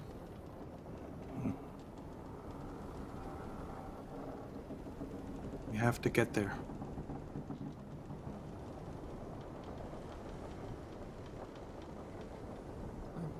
You should stay up here.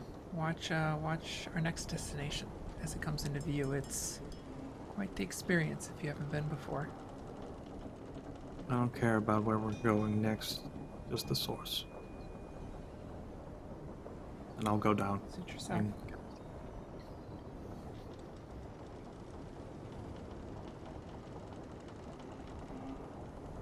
Yeah, leaving you alone once more, Seline. As you reach the next destination, I guess you're the only one that's there to experience this. How do you prepare the ship? I have an older halfling main dagger. It looks to be probably 70, 80 years old. That I carry at my belt. It's in very good condition. And I'll draw it in just very lightly in the dirt and grease that's on the deck.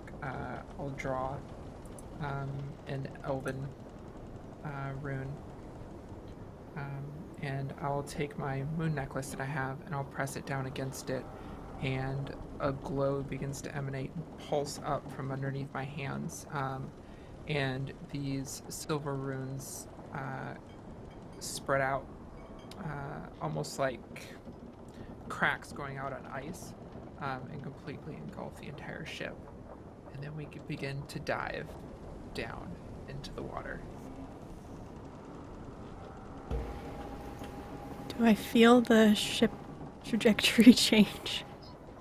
Yeah.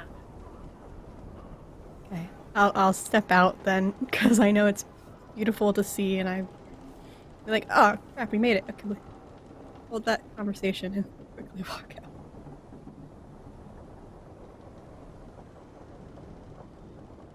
While they're Nexus, As we begin to dive, I'm just... Sorry, yeah, as we begin to dive, I'm just back up at the wheel, keeping us straight. Yeah, and while their Nexus can feel, I suppose, that change in pressure, that different source of magic. Ooh. I feel like closer to source, for lack of a better word. Okay, that's interesting. I like that. All right.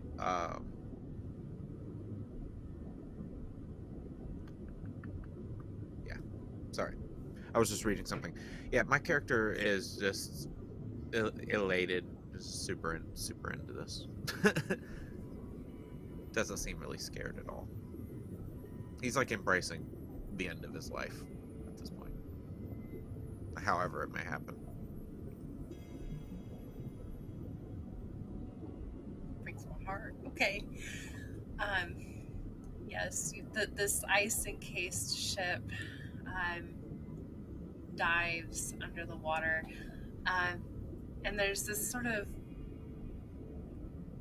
jerking, almost sinking feeling combined with like butterflies in your stomach as the ship turns and rights itself beneath the waves. It's difficult to describe and only something that elven magic can do. As you look up, you don't see the skies, the night stars, or anything. You see water flowing above your heads, but not dripping down upon you. But then down below you, almost a mirror image, there is another river flowing through this huge marbled city.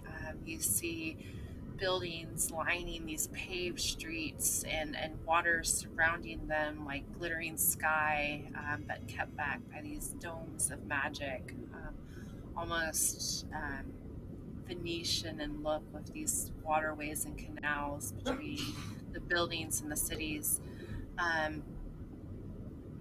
It's absolutely gorgeous, all shrouded in this low, almost sort of twilight by these orbs which dot the street every so often. It's perhaps something that Father Nexus or Timberlake have read about, but never thought that they would see. It's called the Buried River. It's one of the lost cities hidden underground when the elves retreated from sight. But yeah. What is Father Nexus's reaction? Because this is someplace he's never seen. He's gripping the piece of river-worn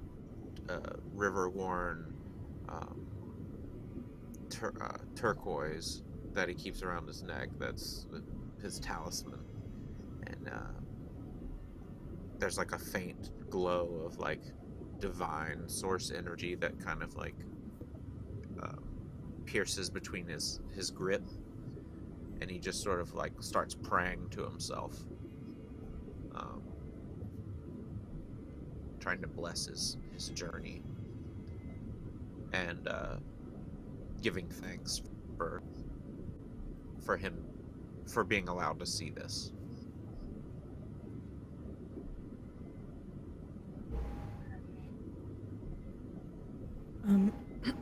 As we're heading down, can Captain Hurricane try to commune with the river now that she's in the river? Yes. What does this look like for you? Since she's not at the helm right now and doesn't have to worry about the ship or the people on it right this second, she knows that Seline has all of us in safety. She just stares down at the marble for a moment and then stares up at the ocean that surrounds them, feeling her own home where the river gives them life, basically. And she just prays to no one, but prays to the source, to the river itself, not necessarily to anything specifically. And she prays for every single person that has stepped on the ship and has not been able to step off. She asks for to give us strength so we can make it. I need to release them all. Just holds that thought in her head over and over again. Alright. Let's see here. I'm shuffling the deck. I'm going to draw a card for you, okay? Mm-hmm. And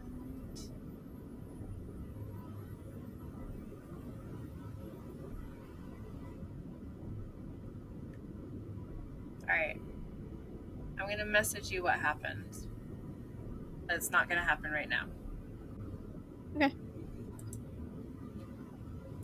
Okay. What about you, Seline?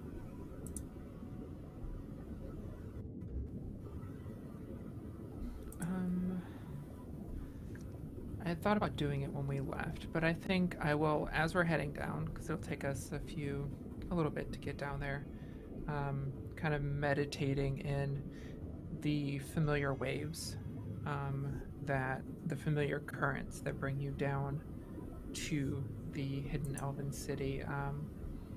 I want to reach out to the river as well, because this was supposed to be our time, and it has not had the best start.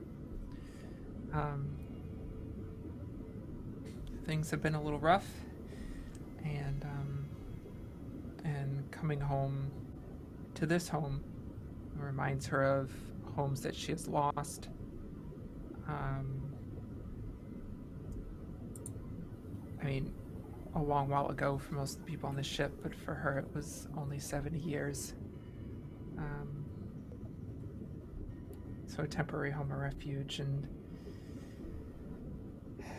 just trying to see if the river has any wisdom on how to make this be the trip. They're finally successful where nobody else has to die.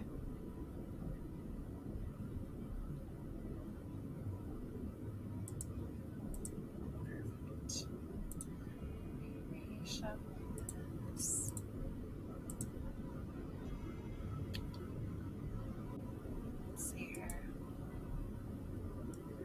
We have Joan.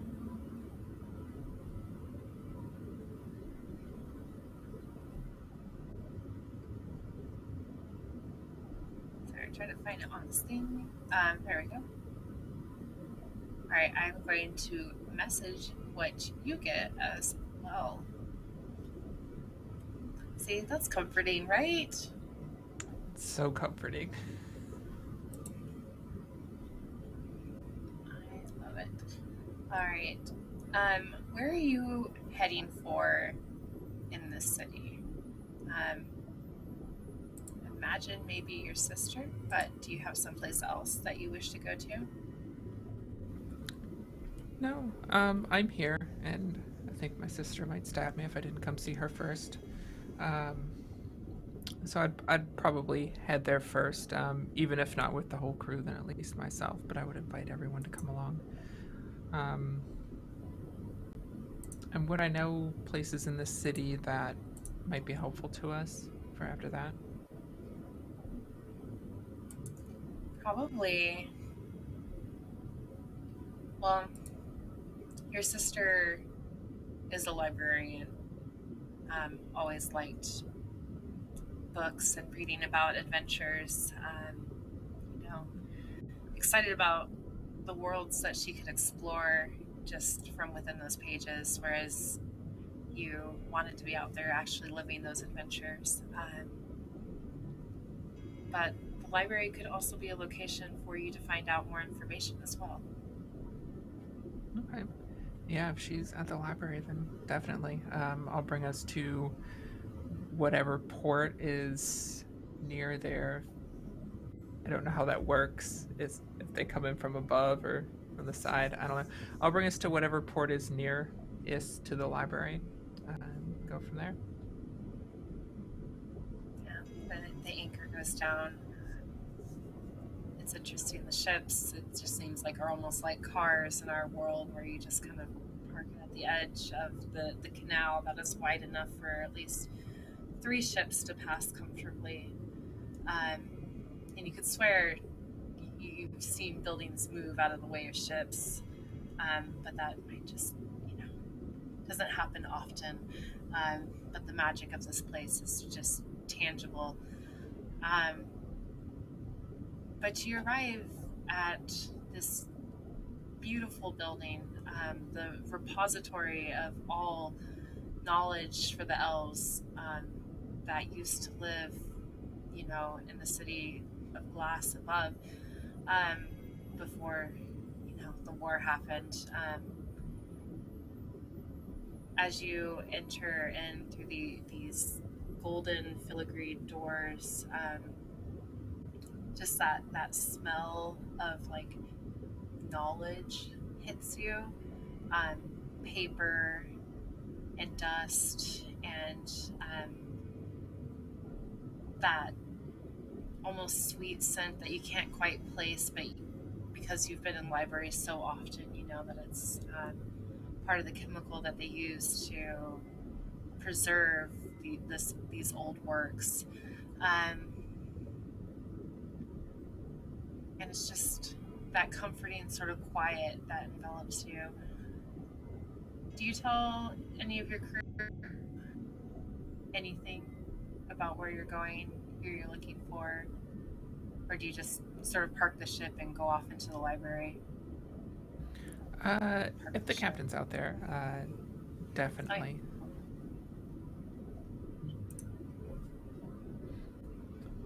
I think my sister might be able to help us. She's a librarian here, and she may have information on where else we could look for the map pieces. Or what we might find, I don't know. It's always a surprise what the library has. Would you... I liked your sister, she was nice. Would you be so kind as to let me tag along? Knowledge is one of my most dearest things that I hold close to my heart, and I would love to take one last jaunt through such a magnificent source of it. Absolutely. You seem very certain that everything we do is your one last chance to do it. I worry about you sometimes, Father. Oh, I'm dying. Let's be honest here. And this, even if I do return, somehow, I don't know if what I have left will be as exciting or as amazing as this. So I feel like if I treat it as my last chance, I will enjoy it better. That makes sense. Yeah. I guess it's a very pragmatic way of looking at life. But of course you can come. Any of the living crew can come. Here's some protests and complaints. You can't leave the ship. We've been over this. But yes, anybody who can leave the ship is welcome to come. Might I ask, are their souls bound to the vessel? They are. Or the river? Part of the oath. Well, the vessel itself is bound to the river, so both in a way. That makes sense, yes. Thank you.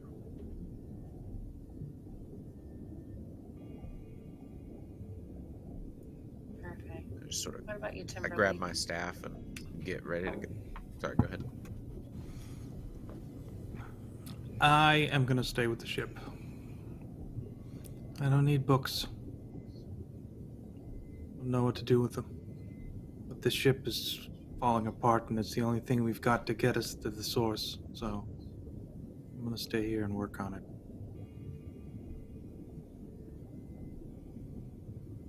Perfect. Hurricane, you going in? Yes. I like the bickering between the sisters sometimes.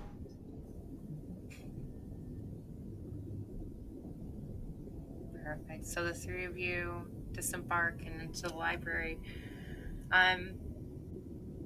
It isn't long. Ariel always seems to be able to find you before you find her. Like she has some sort of sense that you're in her place. that you've finally come home. How long has it been, Seline, since you've last been here? Oh, probably 4 or 5 years. Yeah, I think we've been sailing for a little while. I've brought the captain here before, but it's probably, we'll say 4 years. Yeah, 4 years is a long time. Can't exactly send letters home either. As you hear a loud snap of a book being hit against a table, and your sister's sort of messy, curly hair just poking up, that narrowing of her eyes as she just glares at you. I thought you'd be happy to see me. I would have been happy 3 years ago. Now I'm just pissed. We've had some misfortunes, but I'm here now. And we live a long time, so what is a couple years anyways? You say that, but from what I can see, she looks at Father Nexus, none of the people you brought here last time are with you, so either they're hiding on the ship or your job is a little bit more dangerous than you tell me about.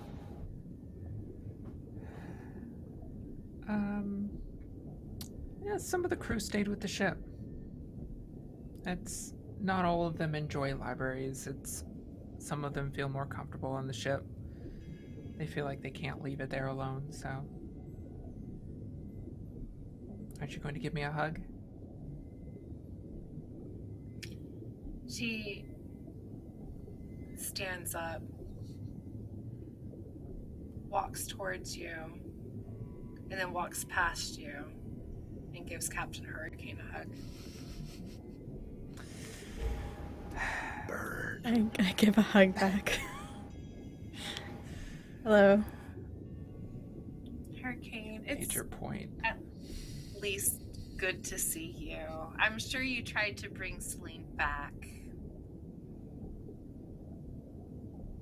to see home, but I just remain silent because the answer is no, but She has indeed. She has been going on and on about how she wants to come back, but I've been worried about the ship and about keeping the crew fed, and keeping us moving. it's very important. It's been a whole ordeal. But we're here now, and you've made your point. I am very sorry that I have not been back in the last couple years. mm-hmm. Very, truly sorry.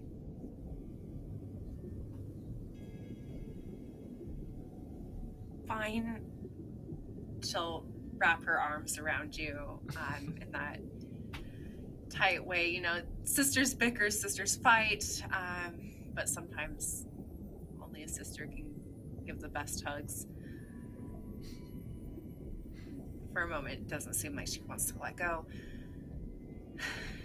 How long are you here this time? Not long.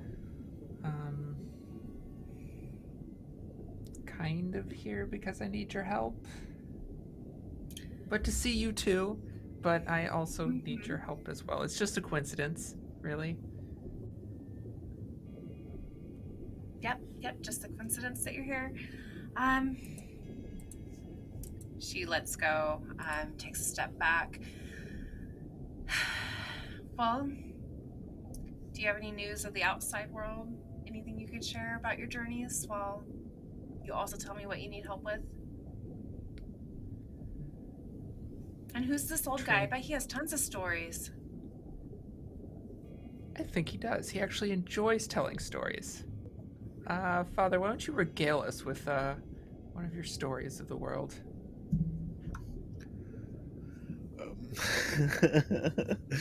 Well, one of my favorite tales involves 3 snails and a sea urchin.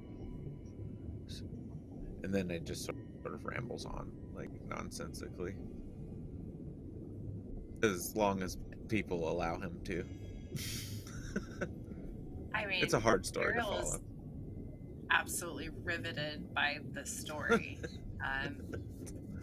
Definitely egging you on and listening and attentive, and excited to hear about something that's outside of this city.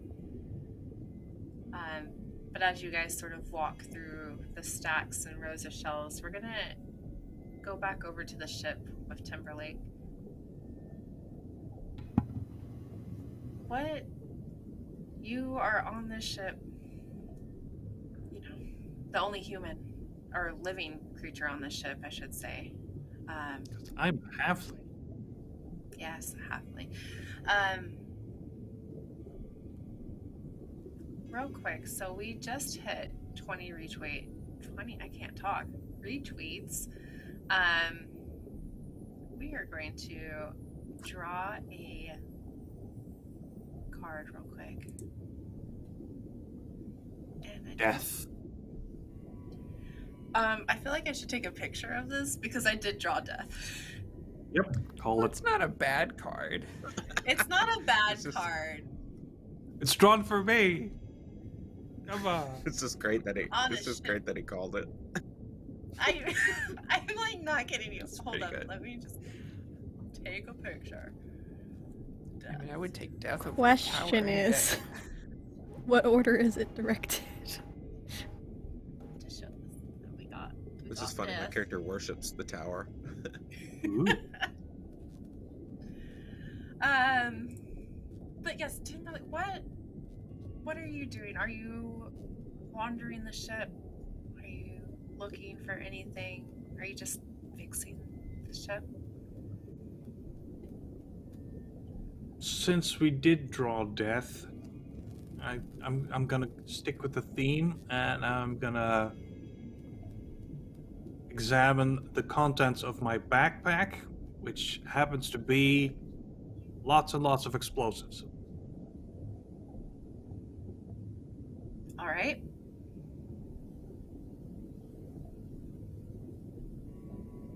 And this- Why are you looking at these explosives? Because I intend to use it to destroy the river when we get to the beginning. To destroy the source. Yep, no more river. That's the plan.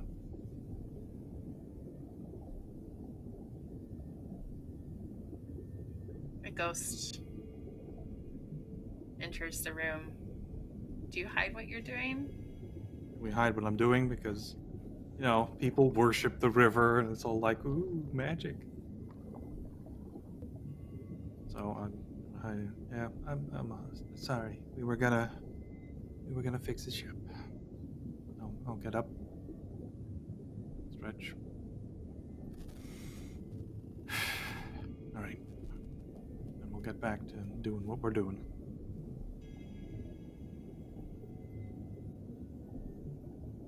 Yeah. As you are walking back up on deck, you do notice a light on in the captain's quarters. Thought she was supposed to be at the library. Yeah. I'll knock on the door. Captain, you in there? There's voices. But not one you recognize as the captain's.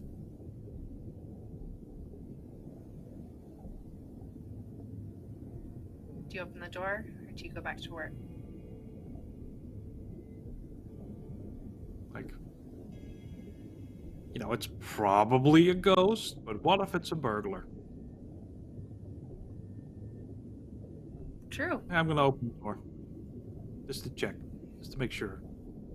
I'm not supposed to go inside the captain's quarters, but, you know. Yeah. This doesn't There count. are two rules. What was the first one again? Captain Hurricane. The first one was that once you're on the ship, you're part of the family, and the ship is part of that family too. Yep. that has nothing to do with opening a door, so we're all good. Yeah. And the second rule?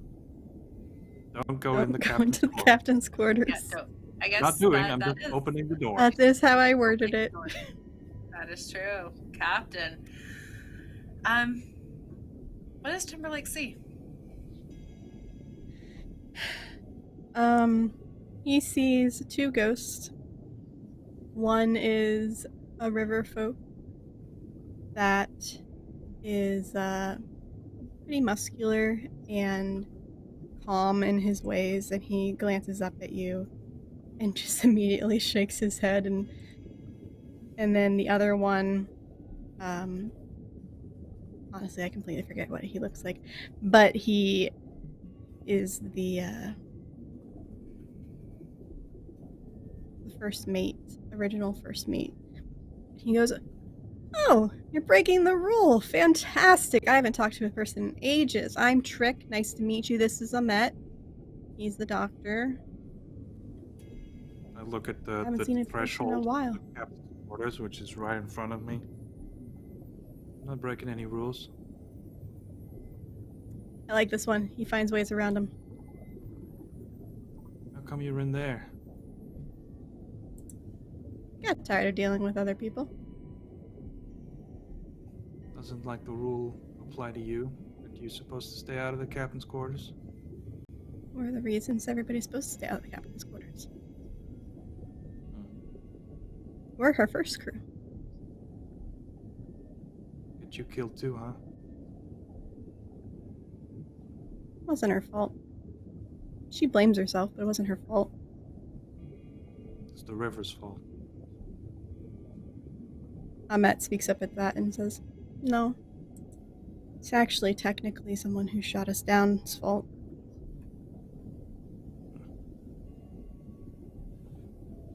Well, don't worry. We're gonna fix it.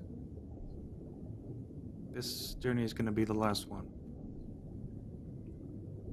I promise. That is the captain's intent.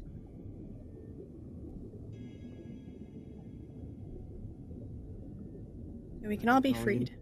And then perhaps she'll be freed from her torture too. This is gonna be the end. It's gonna work. I wish there was like insight rolls. Ghost insight rolls. Yeah. Oh, that No. really works. It shortens to Jin side. Ghost insight, it's Jin side. And since it... perfect. Beautiful. They say, "Well, because we had such a lovely time chatting with you, we will definitely not tell the captain that you opened the door." I'm allowed to open the door. Just not allowed to step over this threshold. Rules as written versus rules as intended, you know. Well, it's nice to meet you, but I got things to do to make sure we actually get to the source. If you want to come give me a hand.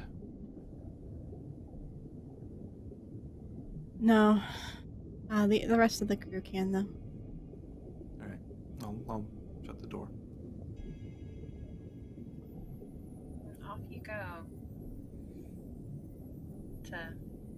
Now I'm questioning, fix portions of the ship, or... Yeah, it has to get there. Yeah, it's true, okay. Not planning explosives on this ship, those are for later. Right. Yep. Okay, just making sure I got it. Alright, we're going to go back over to the library. You can see that Ariel's getting still interested in the stories that Father Nexus has to share, but also kind of realizing that they're not making any sense whatsoever. Father Nexus kind of has that voice that almost makes you like want to fall asleep. You see her like rub at her eyes a couple times, but too polite to stop him from anything. But finally, she speaks up, realizing that she isn't going to be able to talk to her sister unless she just talks over Father Nexus. So, I mean, what kind of help did you need?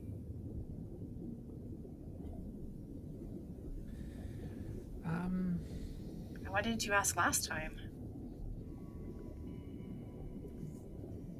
We thought we had it under control last time. We are looking. Don't panic. It's really important. Don't panic. Okay. We are looking for information on how to find the source.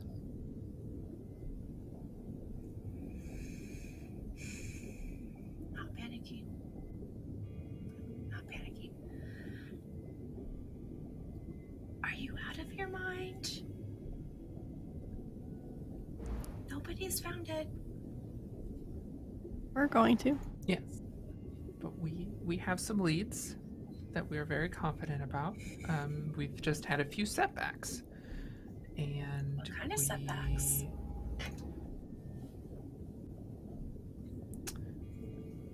The bad kind. We have ended up in places we should not have gone, and people paid for it. But that's not going to happen this time, because I have your help. Oh yeah, just put this all on me, and if I give you bad information, then it's going to be my fault that you don't make it.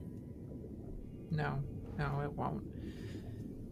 If we make it, it'll be because of your help. If we don't make it, well, we'll just have to keep trying. Then how long will it be until I see you again? It's going to be 4 years. It's going to be 10 years. I mean, are you just like go to the source and never come back type thing? I don't know. To be honest, I wish I knew. I wish I could tell you. I really do. But I don't know. Is it worth it, Seline? Are you doing something you want to be doing? Is this going to make you happy? Or you just following Captain Hurricane for what? I hate to interject, but if your sister intends on finding the source, then she is intending on achieving ultimate happiness. You should be happy for her.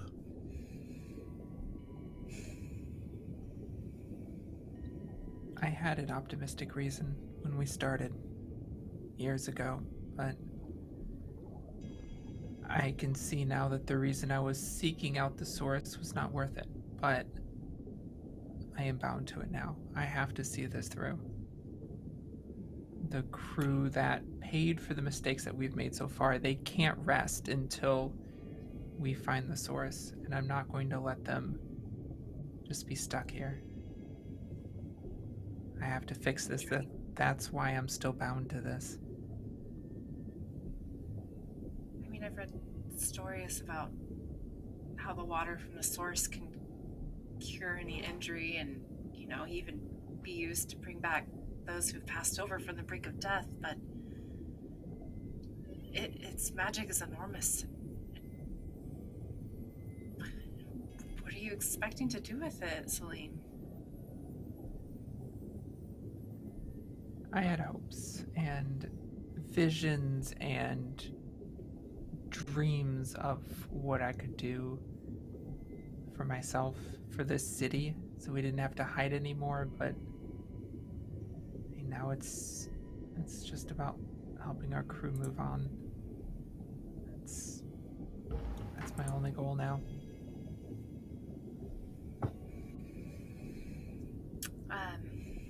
Ariel gets quiet for a moment.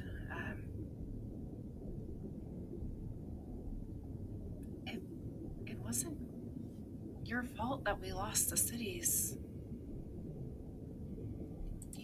You were a captain. You tried. We could be happy here. We could be fine here, Seline. I've read about ways to break those oaths. You could just stay here.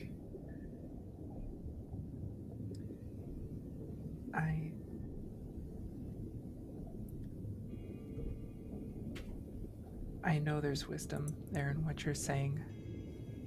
There always is, but I mean, they were retaliating against something that I was a part of. So that is at least partially on me, but like I said,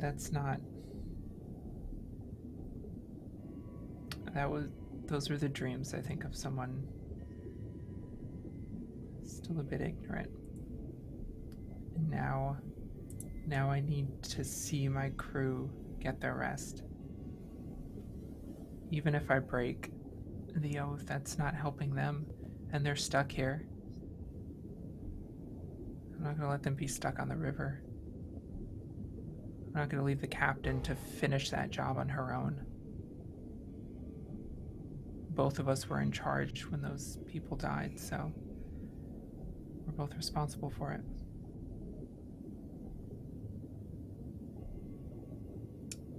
Am I close enough to hear this, by the way? Yeah. And you got good hearing. I will step up and go, if it comes down to it and you can save yourself by breaking the oath, please at least take it into consideration. I don't want to lose you. I can't.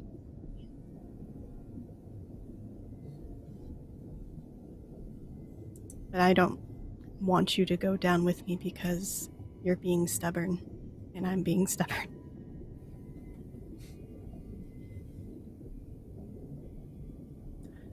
Part of me feels like that's the only way this ends, but I don't know. We'll see.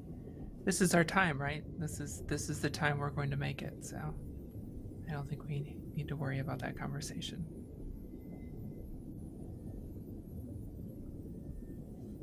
She just nods. Yeah. Father Nexus, can you notice a scrap of paper on one of the tables? It catches your eye because you haven't seen the dwarven language written on anything in a while. It's kind of like seeing almost like an old photo from a scrapbook, a memory you had almost forgotten. And as it sort of draws you in, you see that it's like a small portion of a map. Ooh. That could be important. Yeah, my character moseys on over. His right knee's been flaring up, so he's got a bit of a limp to his walk, but he sifts through the papers and sort of spreading them all out with both of his hands until this is like the only one in front of him, and then he just sort of leans down, reaches down in behind his hemp robe and pulls out like a magnifying glass and starts reading it. Yeah, it takes you a moment to fall back into that language, but it details that the best way, allegedly, to get to the crystal nets is through something called the Black Caverns. There's words missing here and there, and it looks like from the paper tearing on the bottom and on the right hand side, as though it's just a piece. There's half sentences that you would know would lead into another sentence if there was just more paper there, but essentially from what you're able to gather, the Black Caverns seem to be almost close to where the source would be. A bunch of half sentences that are a little too much to really make sense of, and then just one word that keeps repeating over and over again in various lines is the word fear. Okay. That's promising. Yes, I'm gonna relay this information to my captain and first mate, of course, and her sister. Wait, you found the piece of the map? I do believe so. It requires us to go to the Black Caverns, which seems to be very close to the source here. Some information is missing, but one thing is very clear. I believe fear may play a part in our adventure. I pull out the other two pieces that are in a hidden pocket in my jacket, and place them next to this piece of the map. And sort of with my sort of help you put them. Go ahead, sorry. No, you guys are definitely able to push them together and match that top left corner, the right side, the bottom left, and then there's just that bottom right hand side that's missing.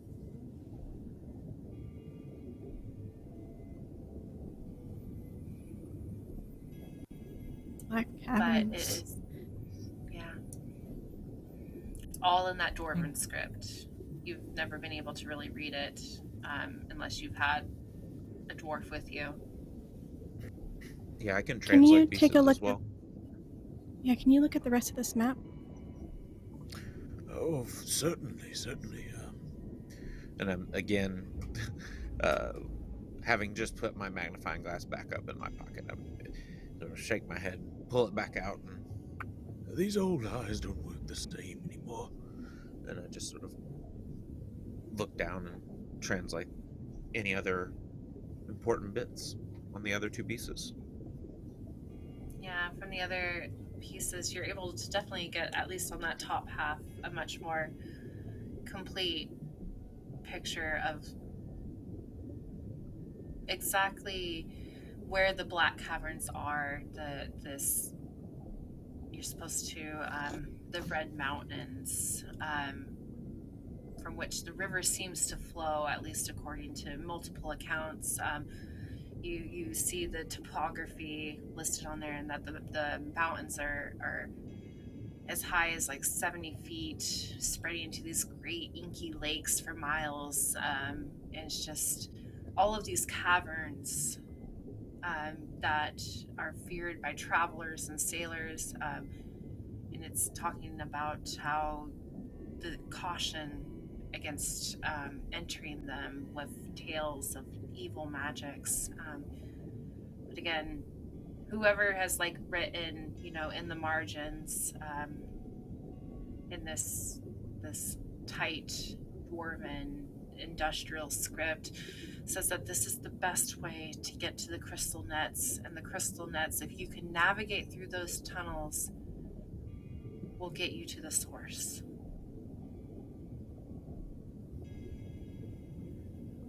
And it's most of the crystal nets seem to be mapped out, but there's just that last portion that you don't have that finishes off that puzzle.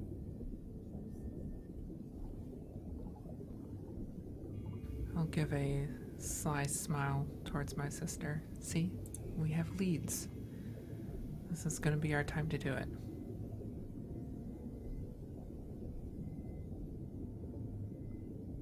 And you're ready to go to these Black Caverns.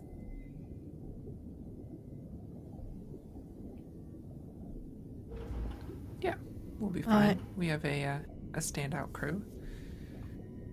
Yeah.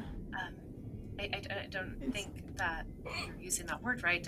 This man could hardly stand. Oh, that was so funny. That's why I have the this priest. stick. Are there any items here that may help us with the fear aspect, perhaps? I can. I believe I might be able to keep us calm using my magics. I can tap into the source and draw out from its most calmest currents and soothe our minds.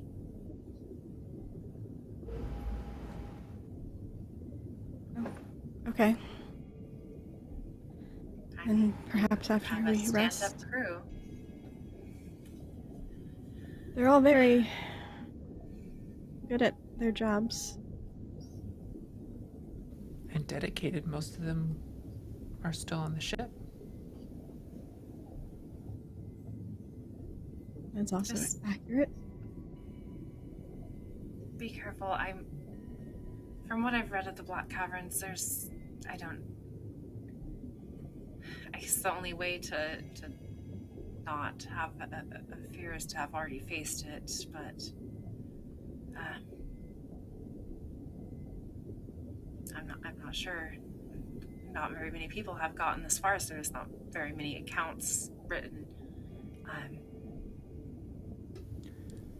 Well, I will bring you back the information, and then you can write the account of it for me. She holds out her hand, her pinky finger extended. Yes, I will quickly link my finger in hers. Okay. Pinky swear, it's very binding.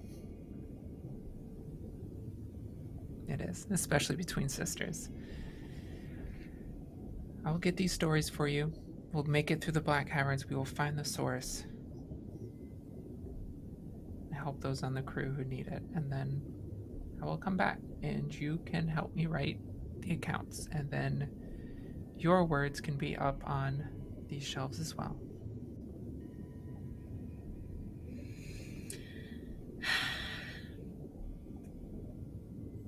Just try to come back within 5 years this time. I'll do my best. We have leads. This is our time to do it. We're gonna make it. That's a year longer than last time, so that's a bonus. Well, I'm We adding almost in have how a whole slow I map. think you'll go with him. Right. Good luck. I promise he's not involved in the actual sailing of the ship. He is there for moral support and as the priest of the ship. It's a very important duty. Mm-hmm. Perfect. And with that, we will fade once more over to Timberlake, working very hard on repairing the ship. We're actually going to have you do a roll for that. Let's see how... There is a roll for repairing the ship. Oh. Let's see here. So essentially the ghosts have been leading you around to everything that they've noticed that the captain hasn't been able to get to, has been too busy to do.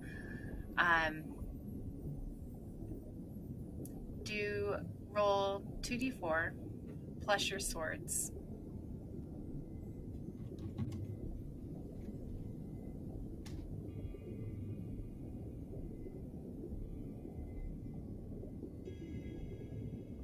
Wow, minimum. That's 7. There we go. So again, what did Timberlake do in the village of Meadowbrook before all of this? Lumberjack. Right? Timber. Makes sense. There we go. It works out. You're the worst. Sorry. Yeah, so I mean you know good quality wood when you see it. Too bad most of the extra pieces for repairs that you find on the ship have been warped and grown, damp. They're not the best quality, not what you would hope to have, not what you want. But you want the ship to keep going, you're able to make do. So you can either work with what you have here or go shopping in an unknown city, leaving the ship. I would. Like, I do have the money. But my perception of this beautiful city is that it's like part of the thing that keeps getting people killed on the river. You know, it's the come to travel the river, see all the beautiful things, and then, you know, they die and they end up chained to ships as ghosts. So I don't want to. I don't want to give it the satisfaction of drawing me in with all its beauty and glamour and, you know, cool street food, which I'm sure there is. So staying on board, making the best of it. Perfect. And you are definitely able to make some improvements. And Captain Hurricane, Seline, as you guys reboard the ship, you can see that Timberlake has been hard at work doing things just everywhere. You fixed the hole, and you also fixed the dent. Pressed. Yeah. Thank you. We're out of stuff to repair with, though.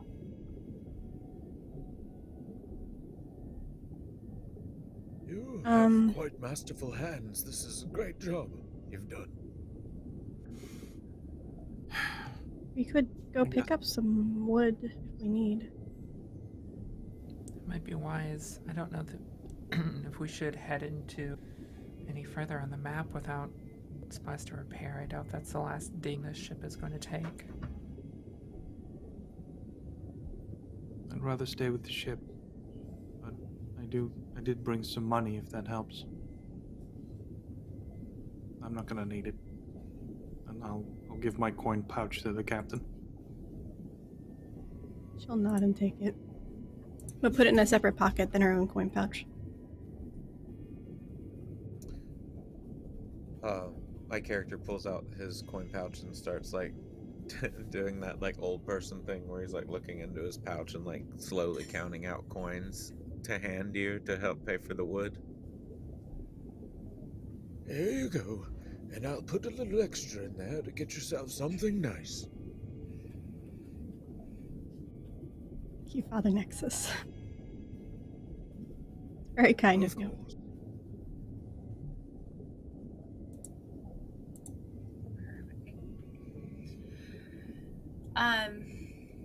So for sake of time, I'm going to say that Seline and Hurricane are able to tell Timberlake the best places to get wood, or if Timberlake wishes to stay on the ship, he's able to describe to them exactly which kind of wood he wants, what tools he will need to fix the ship, and is able to,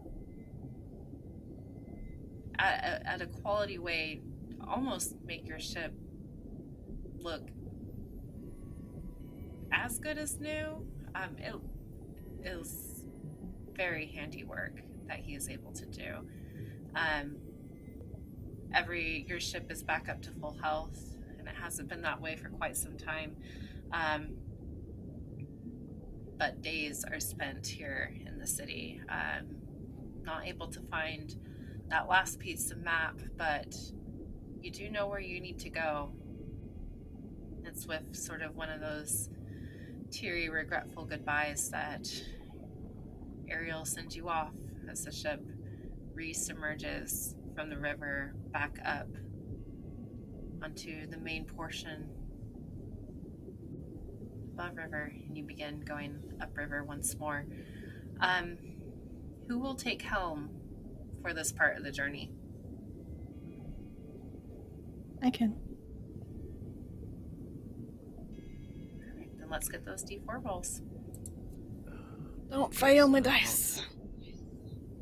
Use D4s. Okay, so keep in mind, Yes. if you need to automatically succeed at something, I have the world card I can use on for you. So it says even if I'm not at the helm, I can use it. So just since you're at the helm, Might as just let me well, know right? if you need it. Can I This use is a that one. after I try rolling? Yeah. Cool.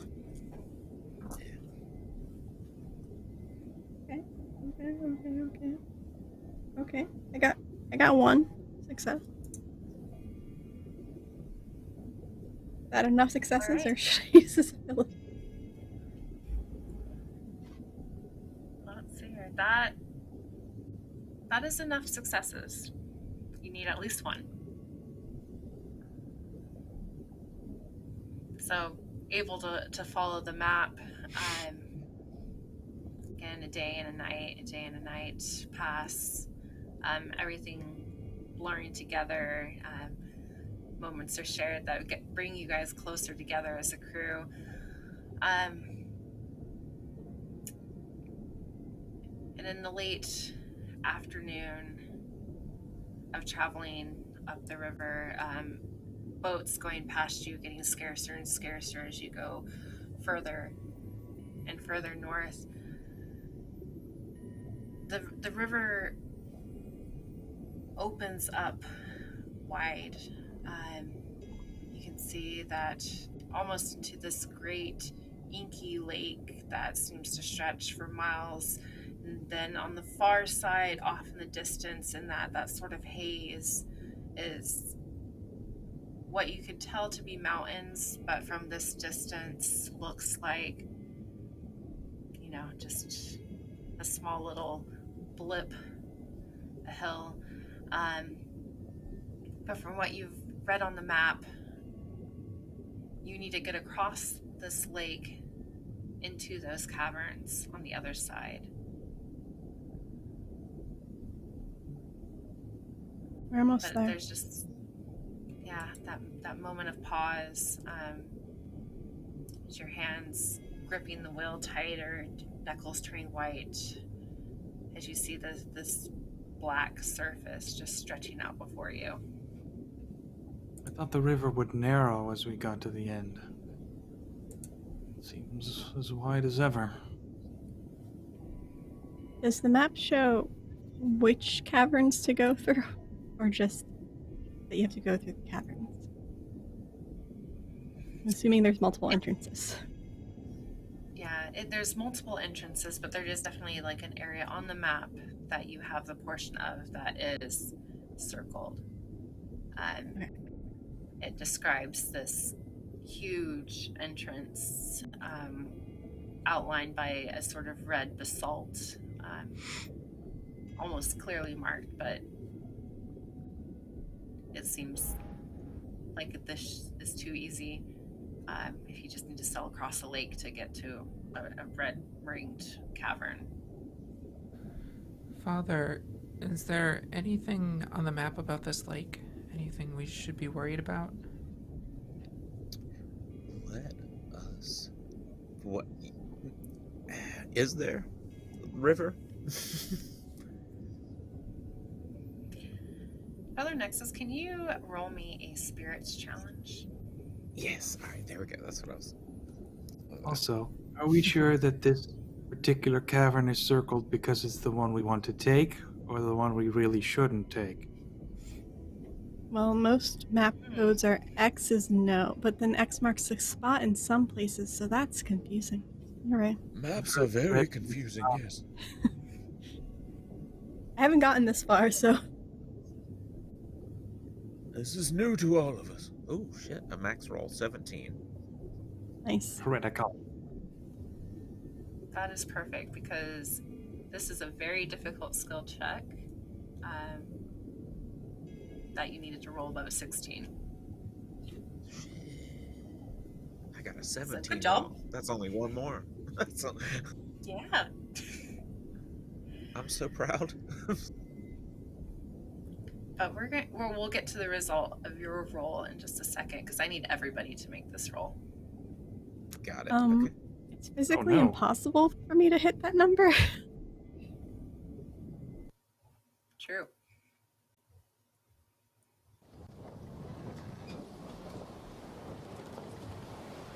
Nope, 4. Go. It's a- Ooh. 2 7. Nice. What are we at? Celine. The Plus spirits? your spirits.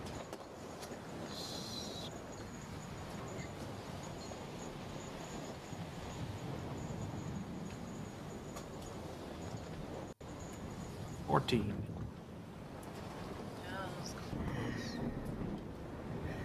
Nexus, as you look over the map, the ship sailing forward,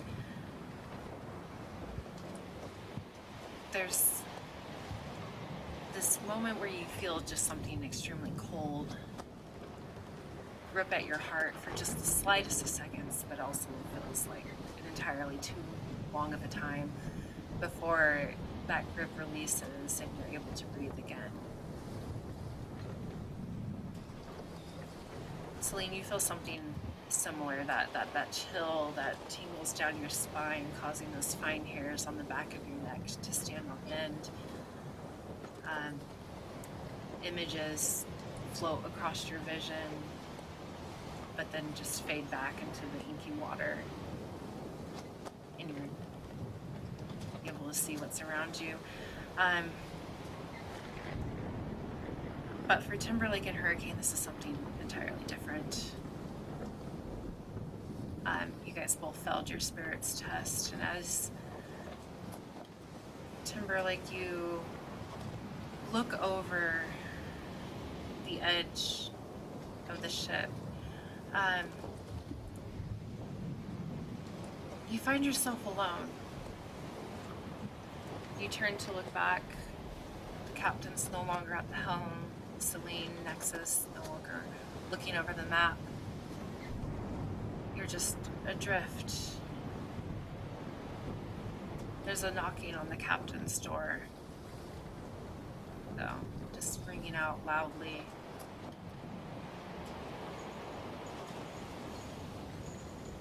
But other than that, everything is silent, and you are utterly alone.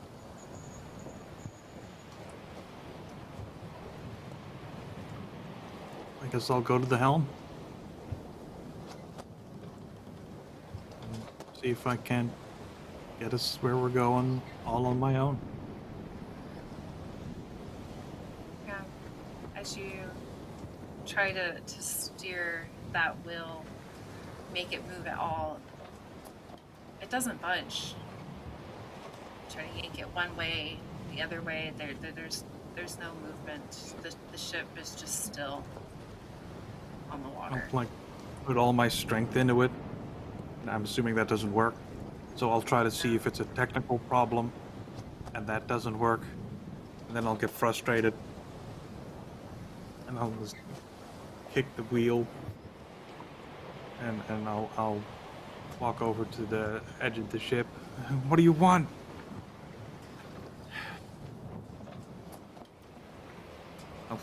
I'll get there. Somehow.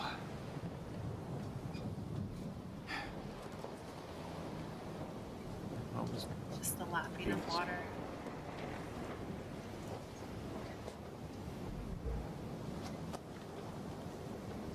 Completely The knocking unable still to happening? move. The knocking is still happening. I don't need a ghost. We could just get something else to. I don't think the ghosts are gonna be what gets me there. I'm confused. I'm just gonna see if there's other ways. Maybe I can row. Maybe there's a dinghy I can lower. Use that. We'll leave Timberlake searching the ship for any way to get it to move. Over to Hurricane. You're at the helm one moment, and then the next you blink your eyes and it's raining. Thunder, lightning racing across the sky. And all around you in every direction, huge stone pillars rise out of the waters. The water rushing past, a roar in your ears as you try to navigate the ship through this city of stone. You look down at your ship and you see your crewmates, Marina, Delta, Wade, all of them rushing about, slipping on the deck as water is on it, trying to get the ship set straight, trying to pull the lines to get the ship to where it needs to go, but you see Marina fall overboard. You see everything replaying that happened on the previous journey. She just screams like, no, not again. No. And she's like trying desperately to take the wheel and fix it, and yelling at the people who are still on board, like, go under deck, like, do whatever you need, like, tie yourself to something, like, just ridiculous things, just like desperately crying for anything that she's thought thousands and thousands of times over and over again. Like, what could she have done differently? It almost seems like they can't hear you. Can you watch as one of the masts comes down right on Delta and disappears from view? You see Seline rushing across the deck, trying to grab a line that had grown loose, the mast just flapping freely in the wind. But nothing that you say is able to stop it. Seline, Nexus, you see Timberlake and Hurricane just absolutely frozen. Their eyes blast over. This is where I step in and get real spiritual.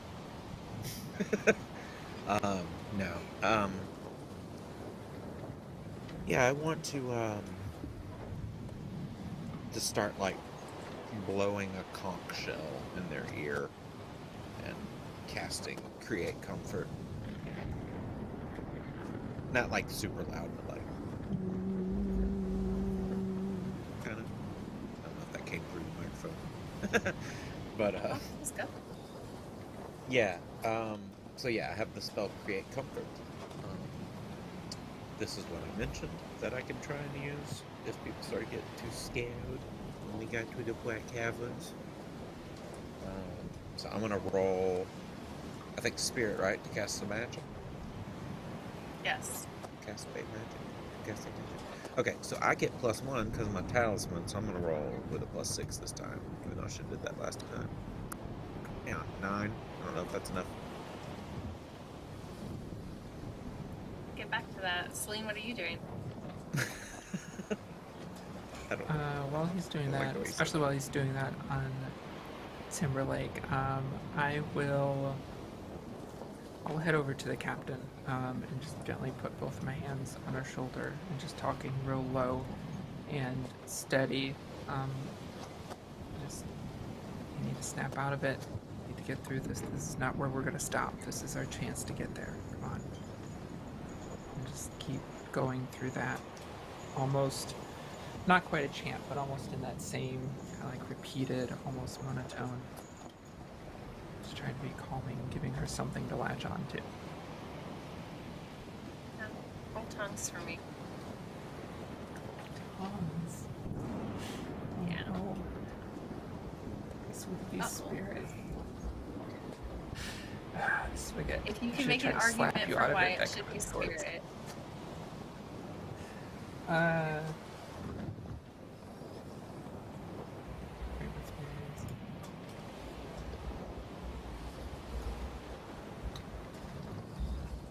Pulling on our bond.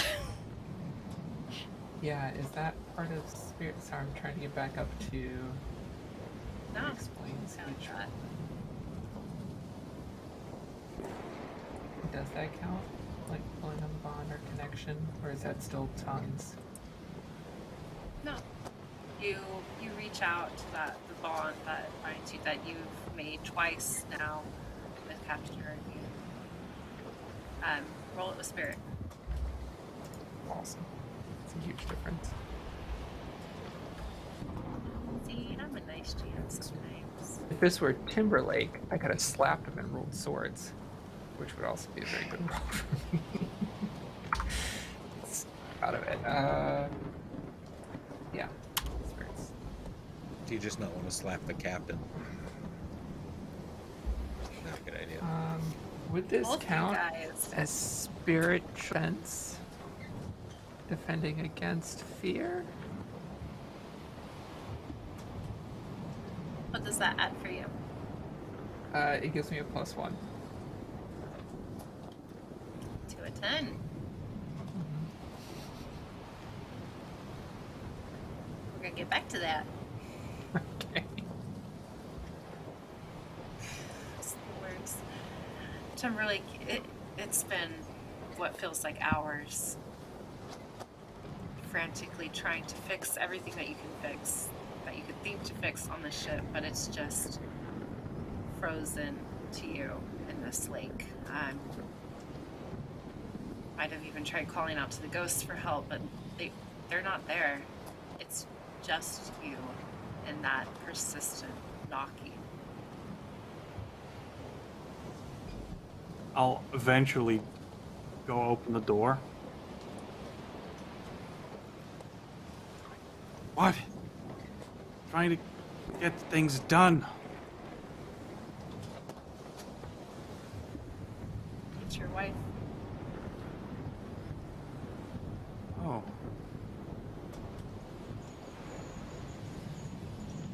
Hi.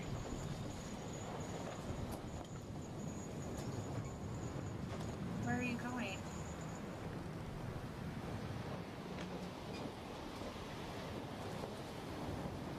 Why did you leave our home? Sweetie, you left me. I went swimming. I would never leave you.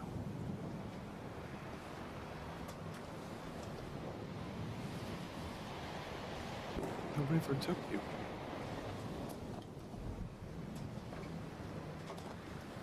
I feel like you're forgetting about me. I could never. All of this is for you. And I'll try to touch her cheek, but ghost.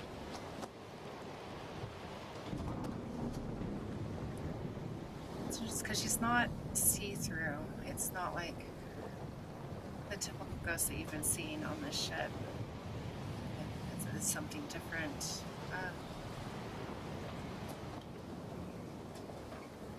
She just looks sad, and as you watch, you see as her hair darkens, her hair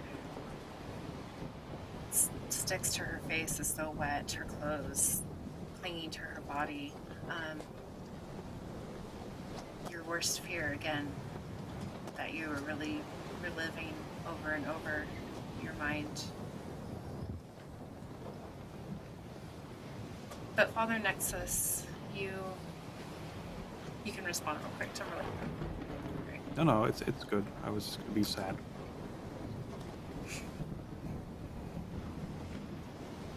Just be You sad. are blowing Sometimes that people conch shell. Sometimes people just need somebody to be sad with them while they blow a conch shell, you know? That's what I'm doing. Yeah.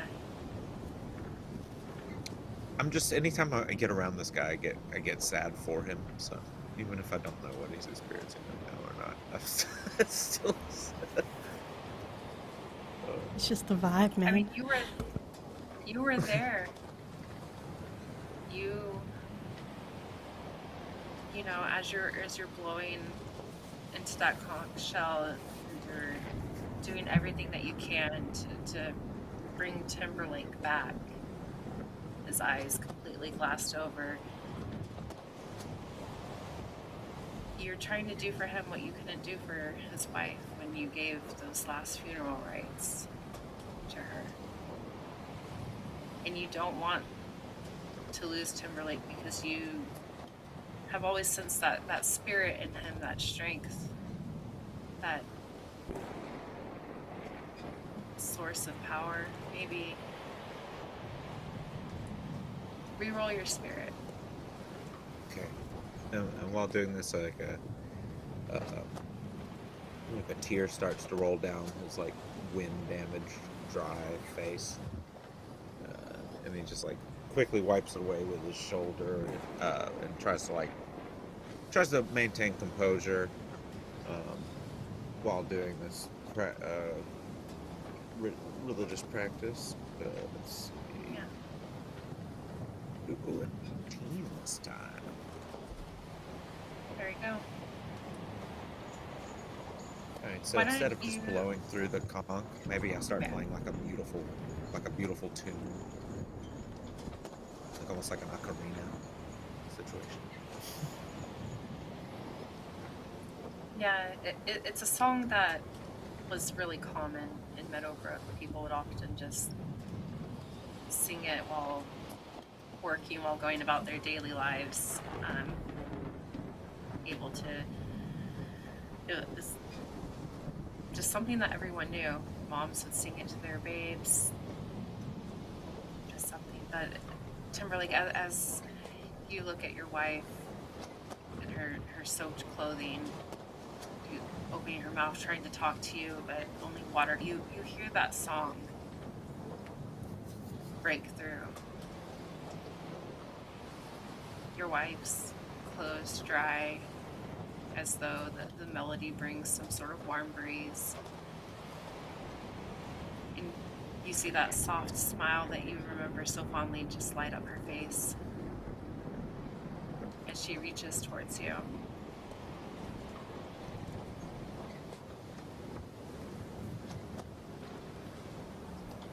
Just reaching as her fingers barely touch your cheek. You blink and you're back on board the ship with Father Nexus right in front of you. Where did you go?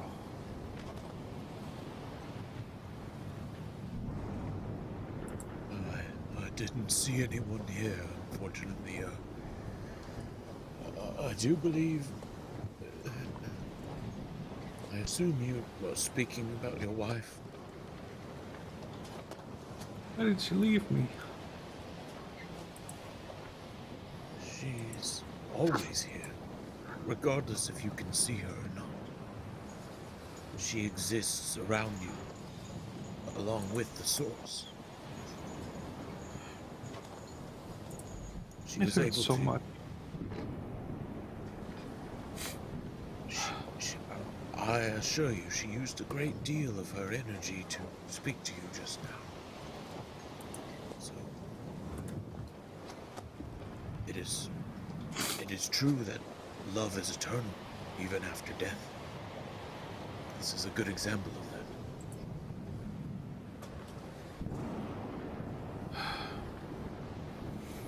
that. Okay, gotta get to the source. Gotta focus. Yes, It's okay. Let's go. we'll be reunited with her once again when we find it. We're gonna fix it. We're gonna fix it. Okay, what are we doing? We are navigating these caverns.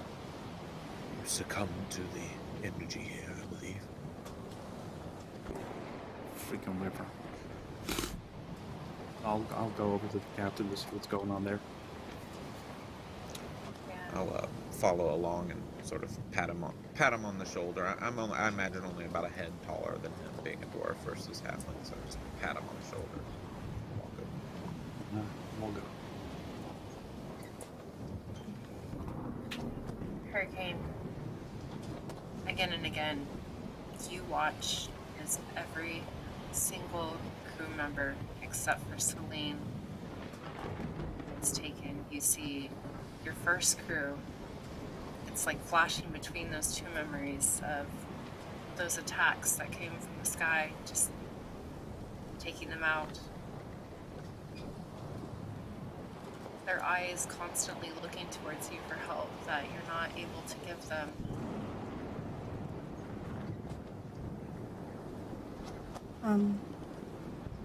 Squeezing the necklace that she has around her throat, that is a reminder of everything. She tries to recount every moment over and over as she's watching it live.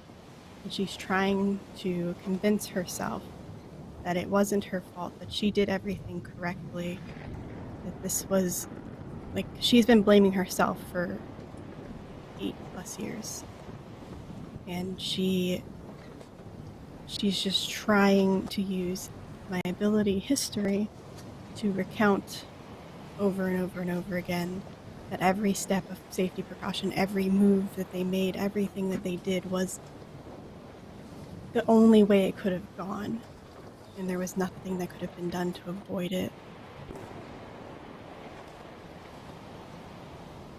Yeah.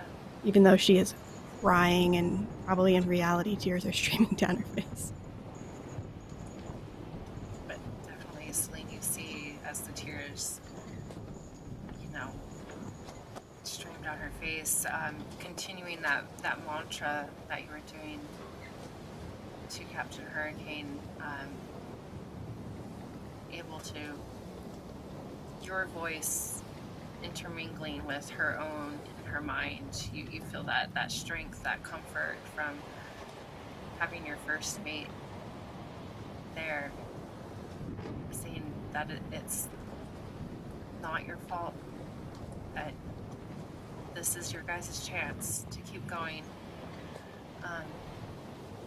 I think. Seline, what? Yeah, go ahead. Sorry. Kind of slipping.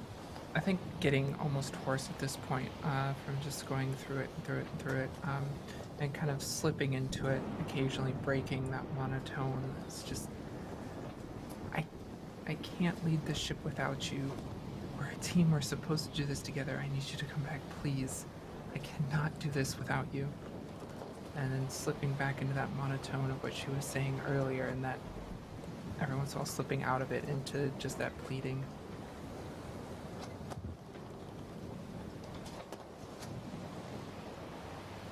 Hurricane, the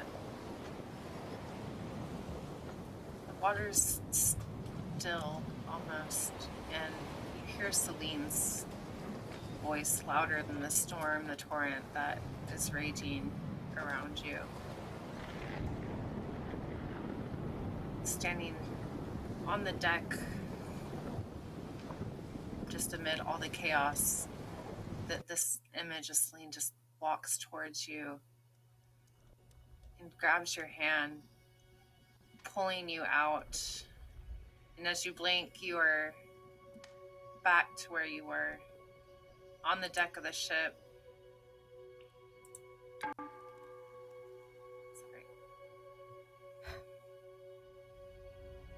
She quickly wipes her face, of the tears. I guess we found the fear. Seems that way. I'm glad you came back. Me too. I don't know if I could have relived that again.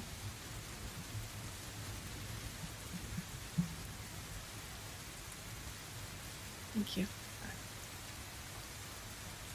Kind of halfway offer a hug if she wants it. She takes a full-on bear hug, basically, and just kind of sobs quietly. She tries to be strong all the time, but after reliving that over and over and over again, it's just, she's shaking. Seline hugs her as long as she needs it. Just stands there still.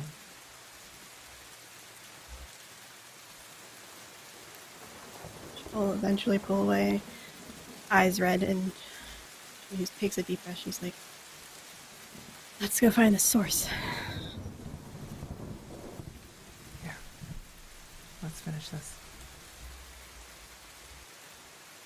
Something you guys are all in agreement upon as you look up and see the red archway leading into the caverns, into the crystal nets.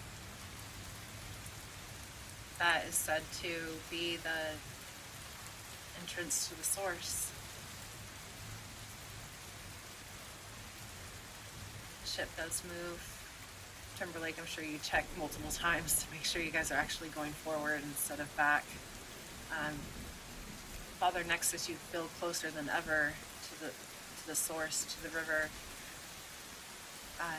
As you guys enter into this cave, there's that moment of darkness before suddenly these bioluminescent, like, crystal tunnels with this pale blue light. It's almost a weird glow. It's disorienting almost as you get the algae and the stone and the glittering surface of the black water that looks like a drowned night sky almost. We're gonna need, who has taken the wheel at this point? Probably hurt Captain again. And don't forget, we can automatically succeed because of my card skill if we need it. You know what? I'm going to use that. Yeah, just move things along. Yeah, so the world blessing, it says the player gains the ability to automatically succeed once after navigating the river roll, whether or not they are at the helm. So I imagine I'm just sort of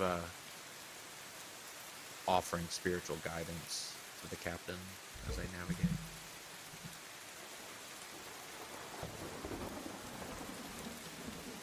Perfect. You're able to get through the first portion as you notice that the cavern is getting narrower and narrower. The sides of the ship almost brushing against the walls. At some points you hear the masts of the ship hit the crystal caverns above, and shards will rain down upon the deck. It's quiet, extremely quiet.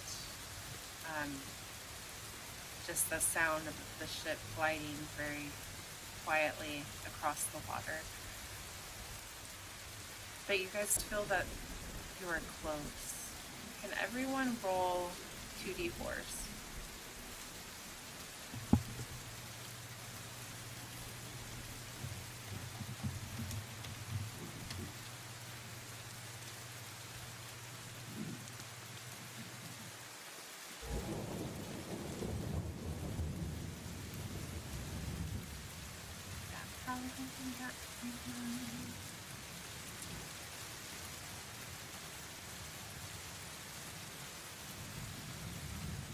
Okie dokie.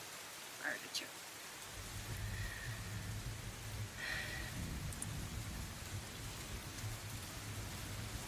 Yeah, it looks like are you looking for 4s for successes, right? Yeah. Oh, okay.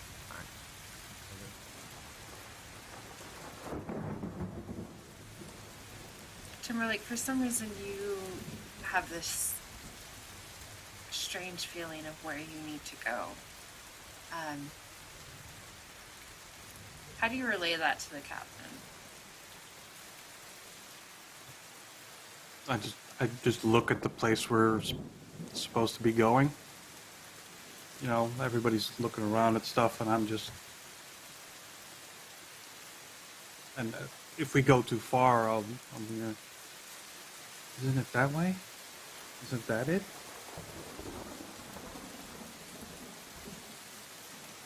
Right there.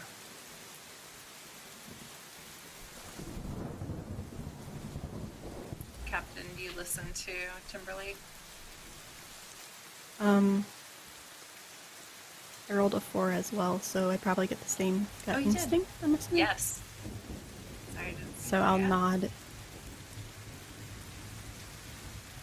Say, yeah, just avoiding a rock, and I'll make the turn that I need to make to go down the right cavern.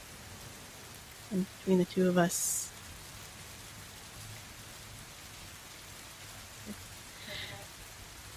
do the lefts and the rights in the straits and avoid the rocks. Yeah, it's definitely, at this point, you literally cannot turn back. There is no way to turn this ship around. The only way to continue is to go forward. Eventually, you find this beautiful diamond arch bursting up from the ground, this spring. But I want to go to Timberlake. You feel like you were here. You are just about, you're so close. Maybe one more bend, one more turn, and you are there. Are you trying to get there first? Well, we're all gonna get there together. We're on a boat. Wherever we go, we all go together. It's true. But like I'm like full of energy, just standing there, and I'm deciding like should I go get the backpack already soon? Oh, it's good. I wanna see it first. I'm just gonna stay there and like vibrate in place. It's the most animated you guys have seen him.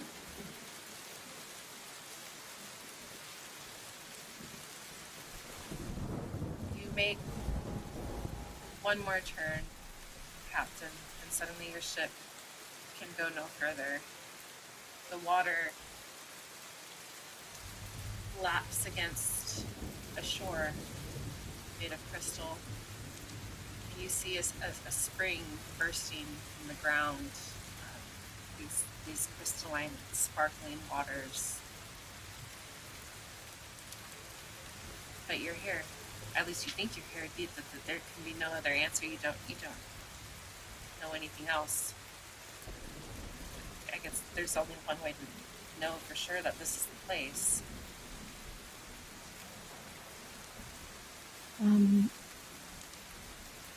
I will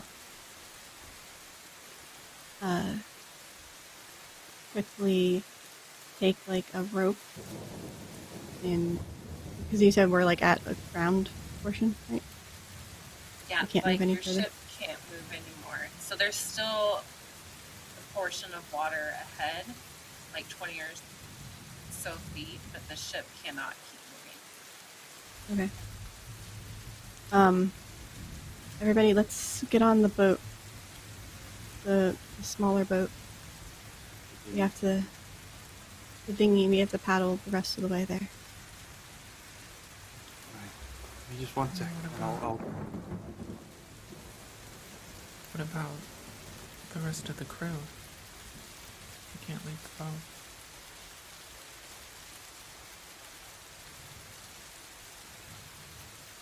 Maybe because the ship is bonded to us, and they're bonded to the ship,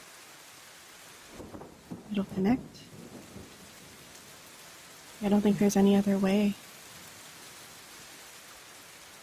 We have to try, and I guess if it doesn't work, we can try something else.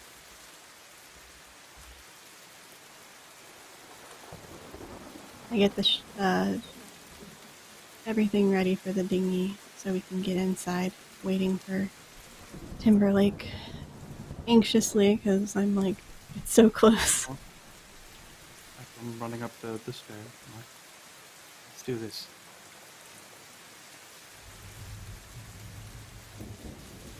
Why do Lower you the- need such a big backpack, Timberlake?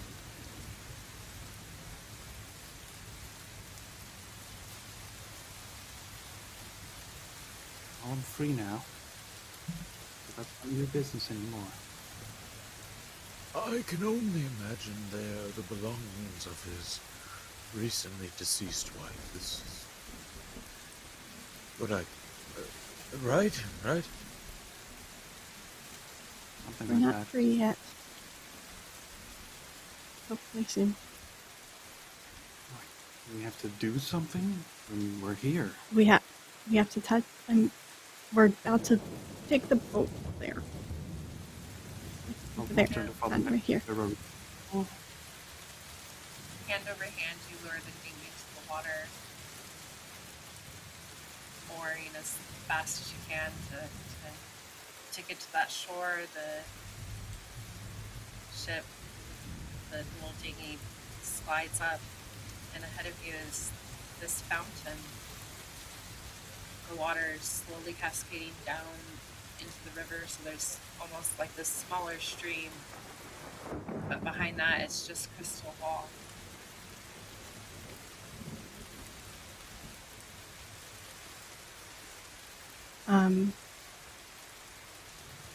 Is this it? I immediately like go to just touch the fountain. This is where everything comes from? I guess so. You just touch it. She touches like the side of it first, and then after like a moment she'll touch the water. See if she feels the same feeling. It's cold, but not like freezing, not unpleasant. It's strange. You feel that it's water, but almost like a gas. But your body suddenly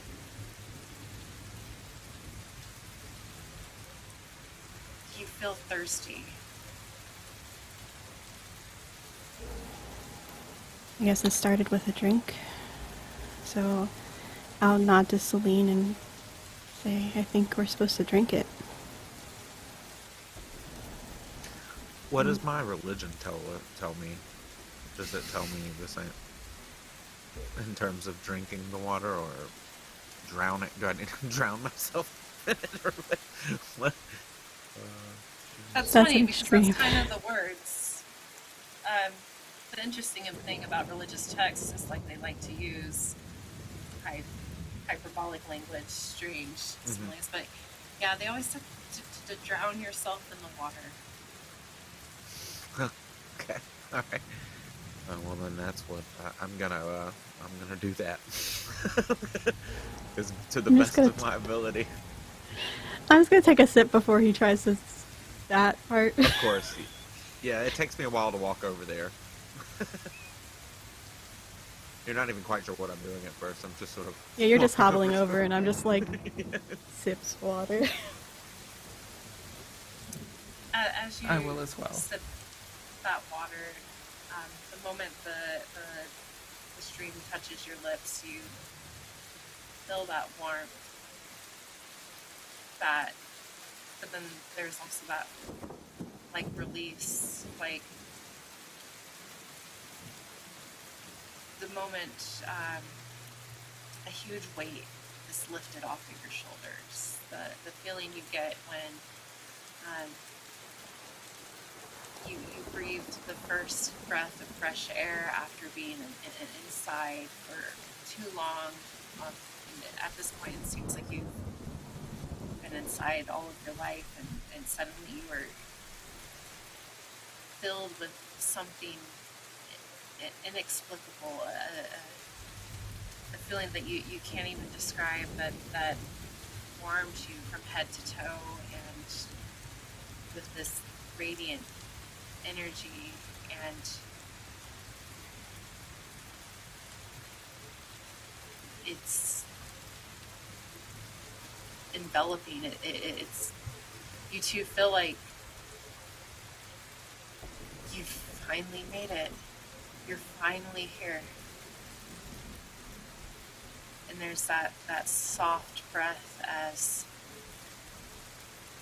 one by one your crewmates, the ghosts of them, are able to stand beside you.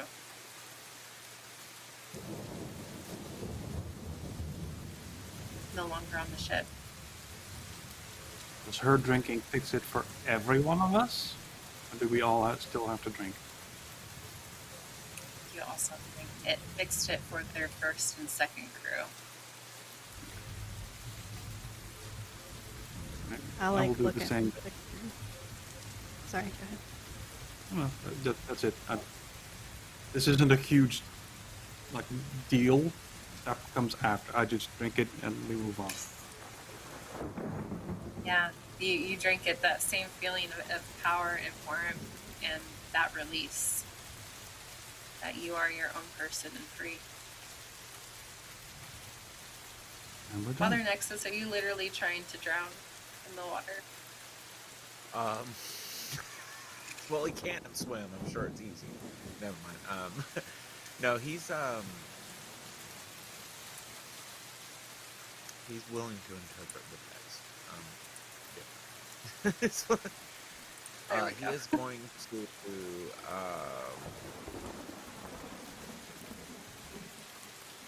going to like dunk his head fully into the water and just take the biggest gulp he possibly can. Probably chokes a bit on his way back out. Yeah, I mean, for you, this is the first time you haven't been in pain in who knows how long. You that release of the bond, but then every inflammation, every ache and pain is just washed away with that swallow of water. Beautiful. You can finally stand up straight. And I start saying,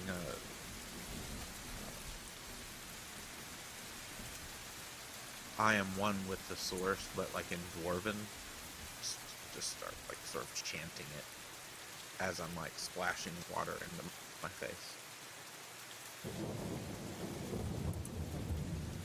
I just look at all the crew and say, we made it. I told you we would make it.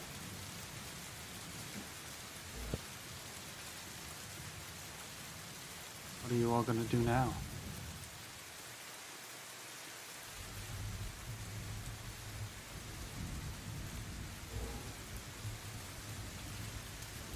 Honestly, I want a long break. I do too. This has been a lot.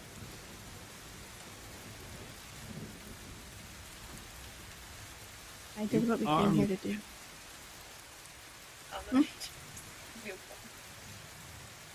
I was muted. But I say, in lieu of a response from Father Nexus, you look over and see that he has, he's seems like he's lying down next to the fountain, and he's just like kind of completely still. And if you were to like poke him or whatever, you notice that he's like passed on.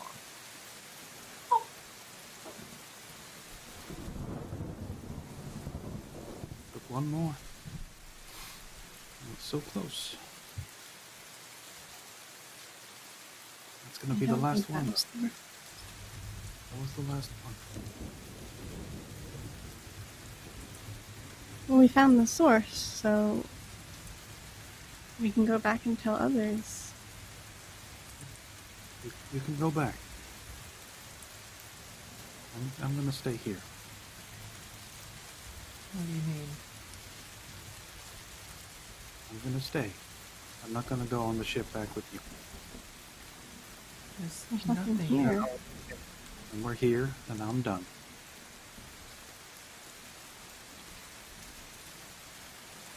I have things to do.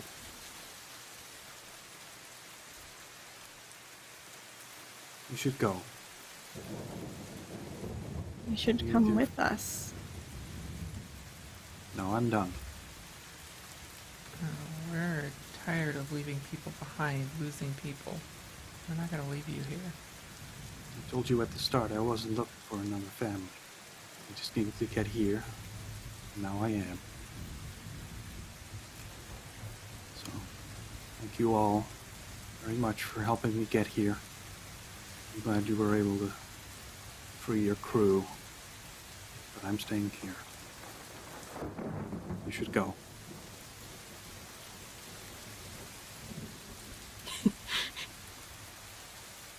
Sorry, that was in response to the comment. Please reread rule number 1.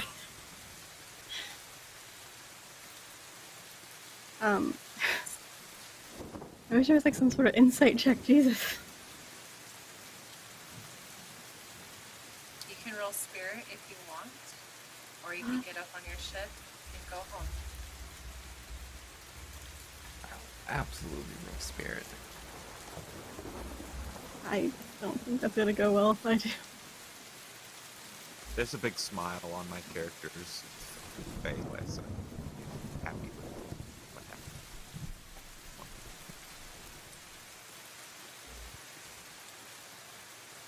Well, one of those is high. I got a 14. That's pretty good. I'm oblivious. My eyes narrow a bit as I stare at Timberlake. I sort of like move so you're not looking directly at my backpack. That's how you get me.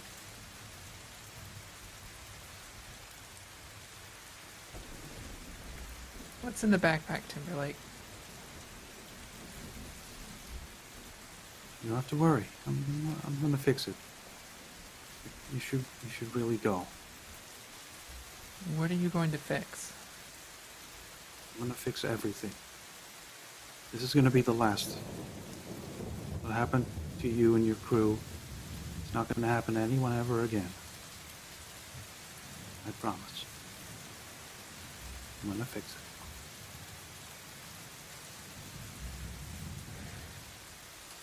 The crew made a choice to do this. I don't know how you would fix that. Well, it's fixed for them now. They're free. Yes, and we have the information of how to get here. We can tell other people. So they can free their crew. I hadn't considered that. This is knowledge that can be shared.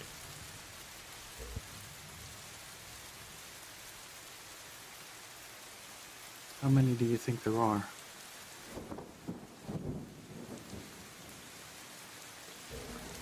Sources? Oh, I Or mean, people? you'll have to get here. You can wait a A little. lot. There are a lot of crews, I think, that are stuck on the river who never made it. Ghosts. We could try and help them as well. Tell them they have a year to get here.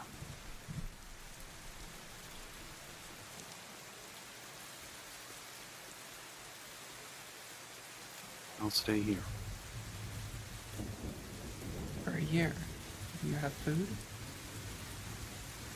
And hunt. Crystal ghost whistles. I'm sure there's something. I will not try to lead someone who does not want to be led. So, if you want to stay here, we'll pass on your words, I guess. Thank you. And I'll turn and I will hold my hand out for Captain Hurricane. I'll glance at Timberlake for a long moment. I hope you know what you're doing. And then take Seline's hand. Squeeze it tightly and then walk towards the ship.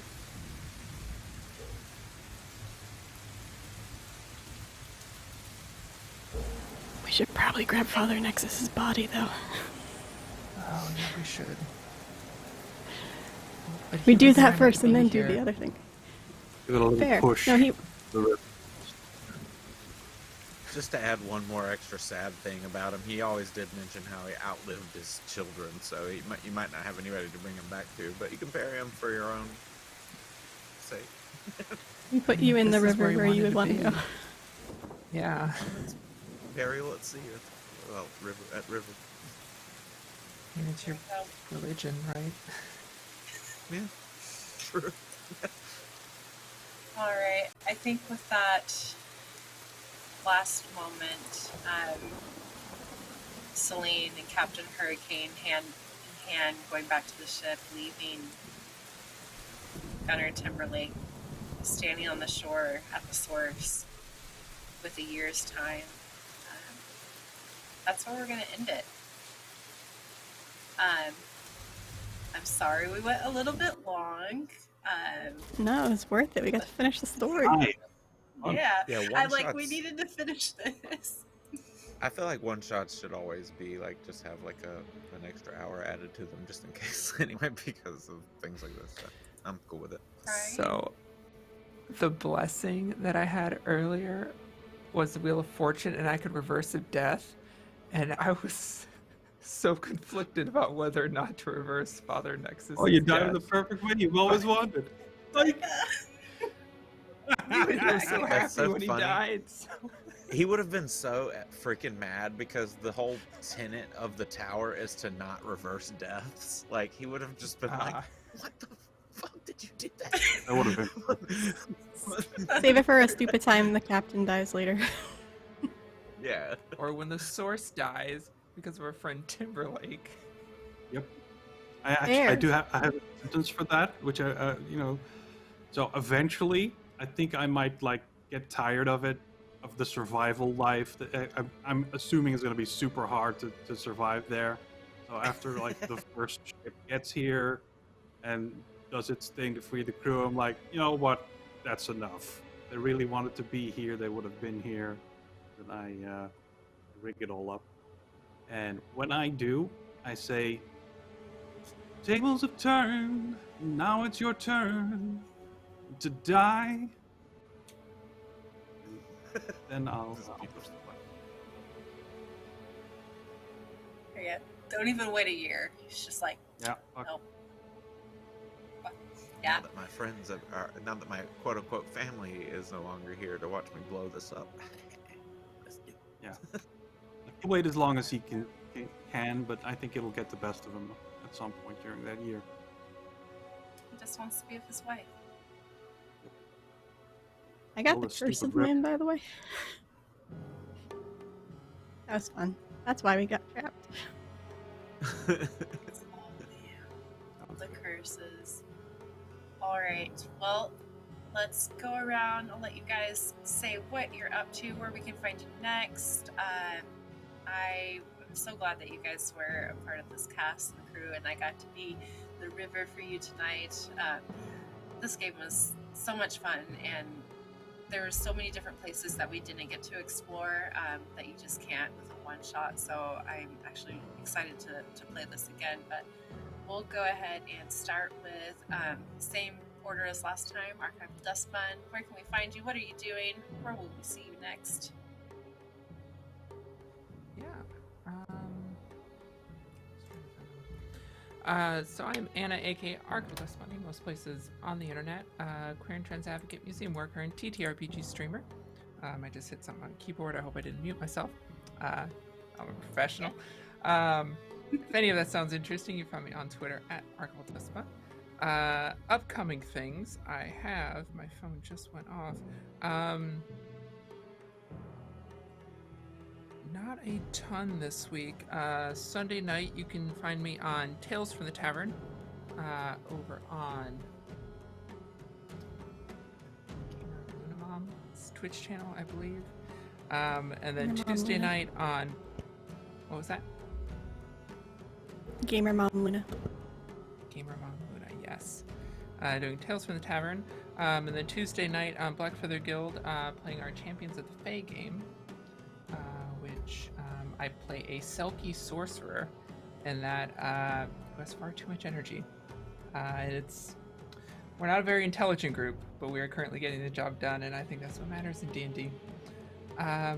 But if podcasts are more your thing, you can also find me a response team Omnicron, a Lancer actual play podcast playing through the No Room for a Wallflower adventure scenario, following a PR team who unexpectedly finds themselves on the front lines.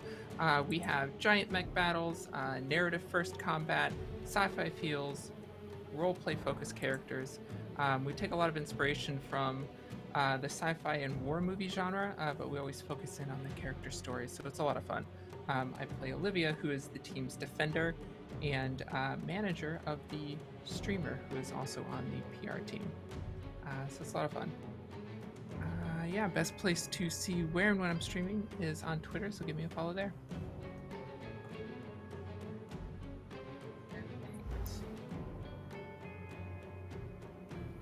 You will go over to there you go. Hi, I'm Nikki, the creator of Beholdertonoone, a TTRPG podcast. It has 3 shows, discussions every week with community members, and then Thursdays we alternate between one-shots that are usually indie games, non-D&D, and then an actual play that's D&D 5e. We have a finished one that's 26 episodes long that is about a world that is surrounded by, or a city surrounded by mist, and they have to escape into this terrifying place and figure out how to fix it.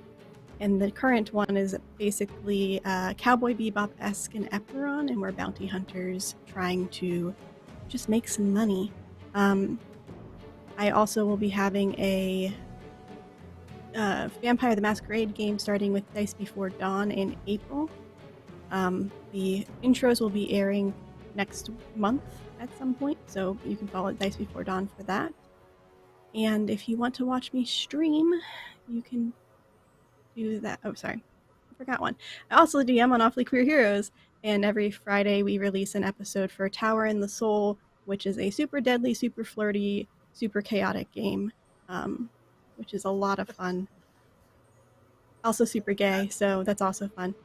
If you want to watch me stream every Friday, I'm on 2000 Tales on Twitch for a Monster of the Week game where I play Karen, the monstrous turned spellslinger. And next Tuesday, I will be part of the a game on Nerd Play Allies, and also a part of the Shadowrun game that will be on this stream, which I'm very excited because I haven't played Shadowrun in forever. It's a nerd-lane play allies.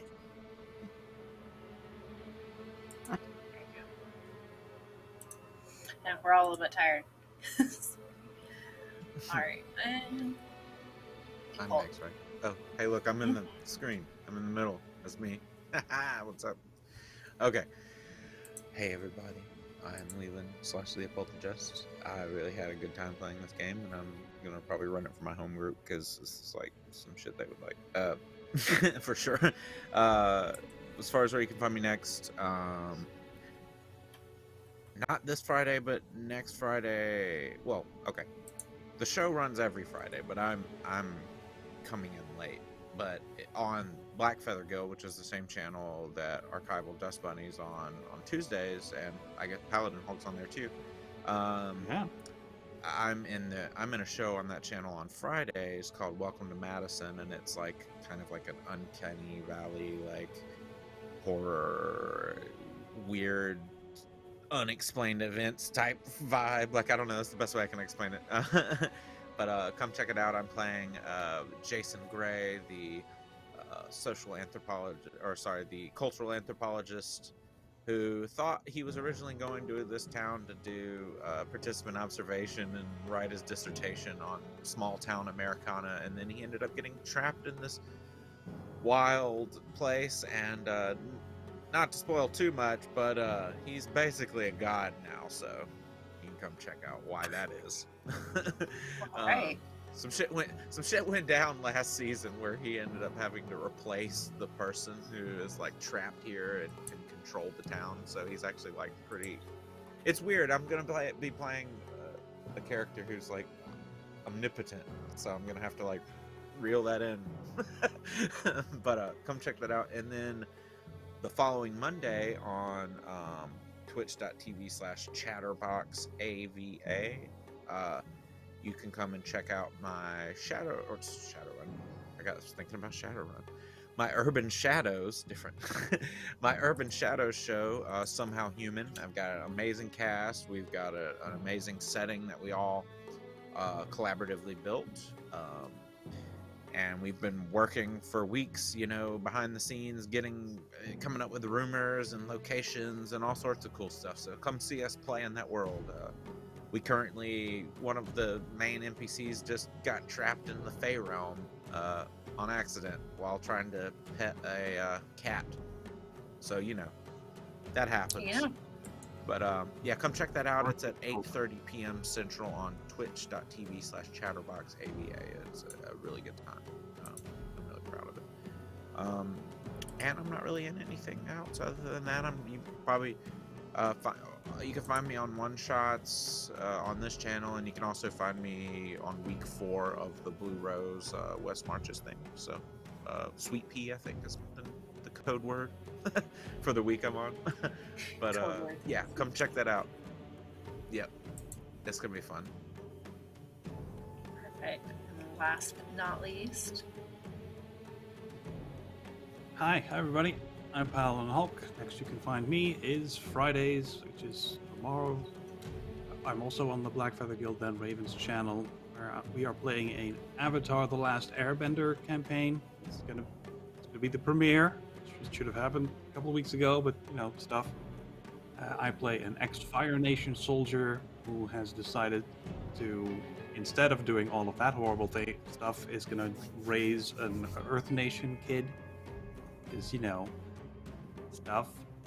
And after that, on Sundays on Uncanny Adventures, I play Holt, the pirate paladin who tries to make friends with all the evil pirates. And we just made a bunch of new friends, and 2 of them have vanished off the ship, so that's fun. Not going to be a problem or anything. And then on Tuesdays on Polished Cryptid's channel, I play Domrain, the Githzerai noble fighter. And we are just leaving the city of Depaticus, which was an incredibly frustrating experience for our entire party. So hooray, brand new horizons. And that is me. sounds good. Oh, and I have been Sam, Scribblingpenny. You can find me next. What day is it today? Teching on Friday, but on Sunday over on Penny for a Tale with our Pathfinder 2E campaign. We are like in episode 89, 88 now, getting near the end. We're going to 100 episodes. We are level 19. It is absolutely amazing and fantastic. Other than that, what you see behind me in the background has been RPG scenery. They are coming to Kickstarter soon, so make sure you get notified on their launch. It has been absolutely gorgeous. Different backgrounds. Ian has been our tech, switching out things for ambiance and scenes. He does a wonderful job at anything like that. Also, make sure that you check out, I will link it in the chat, Upriver, Downriver. They just funded on Kickstarter, but they will have backer kit opening up soon. So make sure that you get notified on their newsletter that for when backer kit opens up, so that you can still pick up this amazing, wonderful game. I'm going to do Exclaim River so you guys can see that. It is the MacGuffin and Company. Absolutely wonderful game. I'm excited to see the actual full version. Just ran this from their Kickstarter or Quick Start. Other than that, we will be rating TTRPG Academy, so make sure that you stick around and go watch some more amazing RPGs, and follow us on Discord and Twitter for all of our up-to-date information on Move to Tail. Have a wonderful night. Get to bed. We will see you guys tomorrow for some Pathfinder Into the Stormlands premiere. Bye.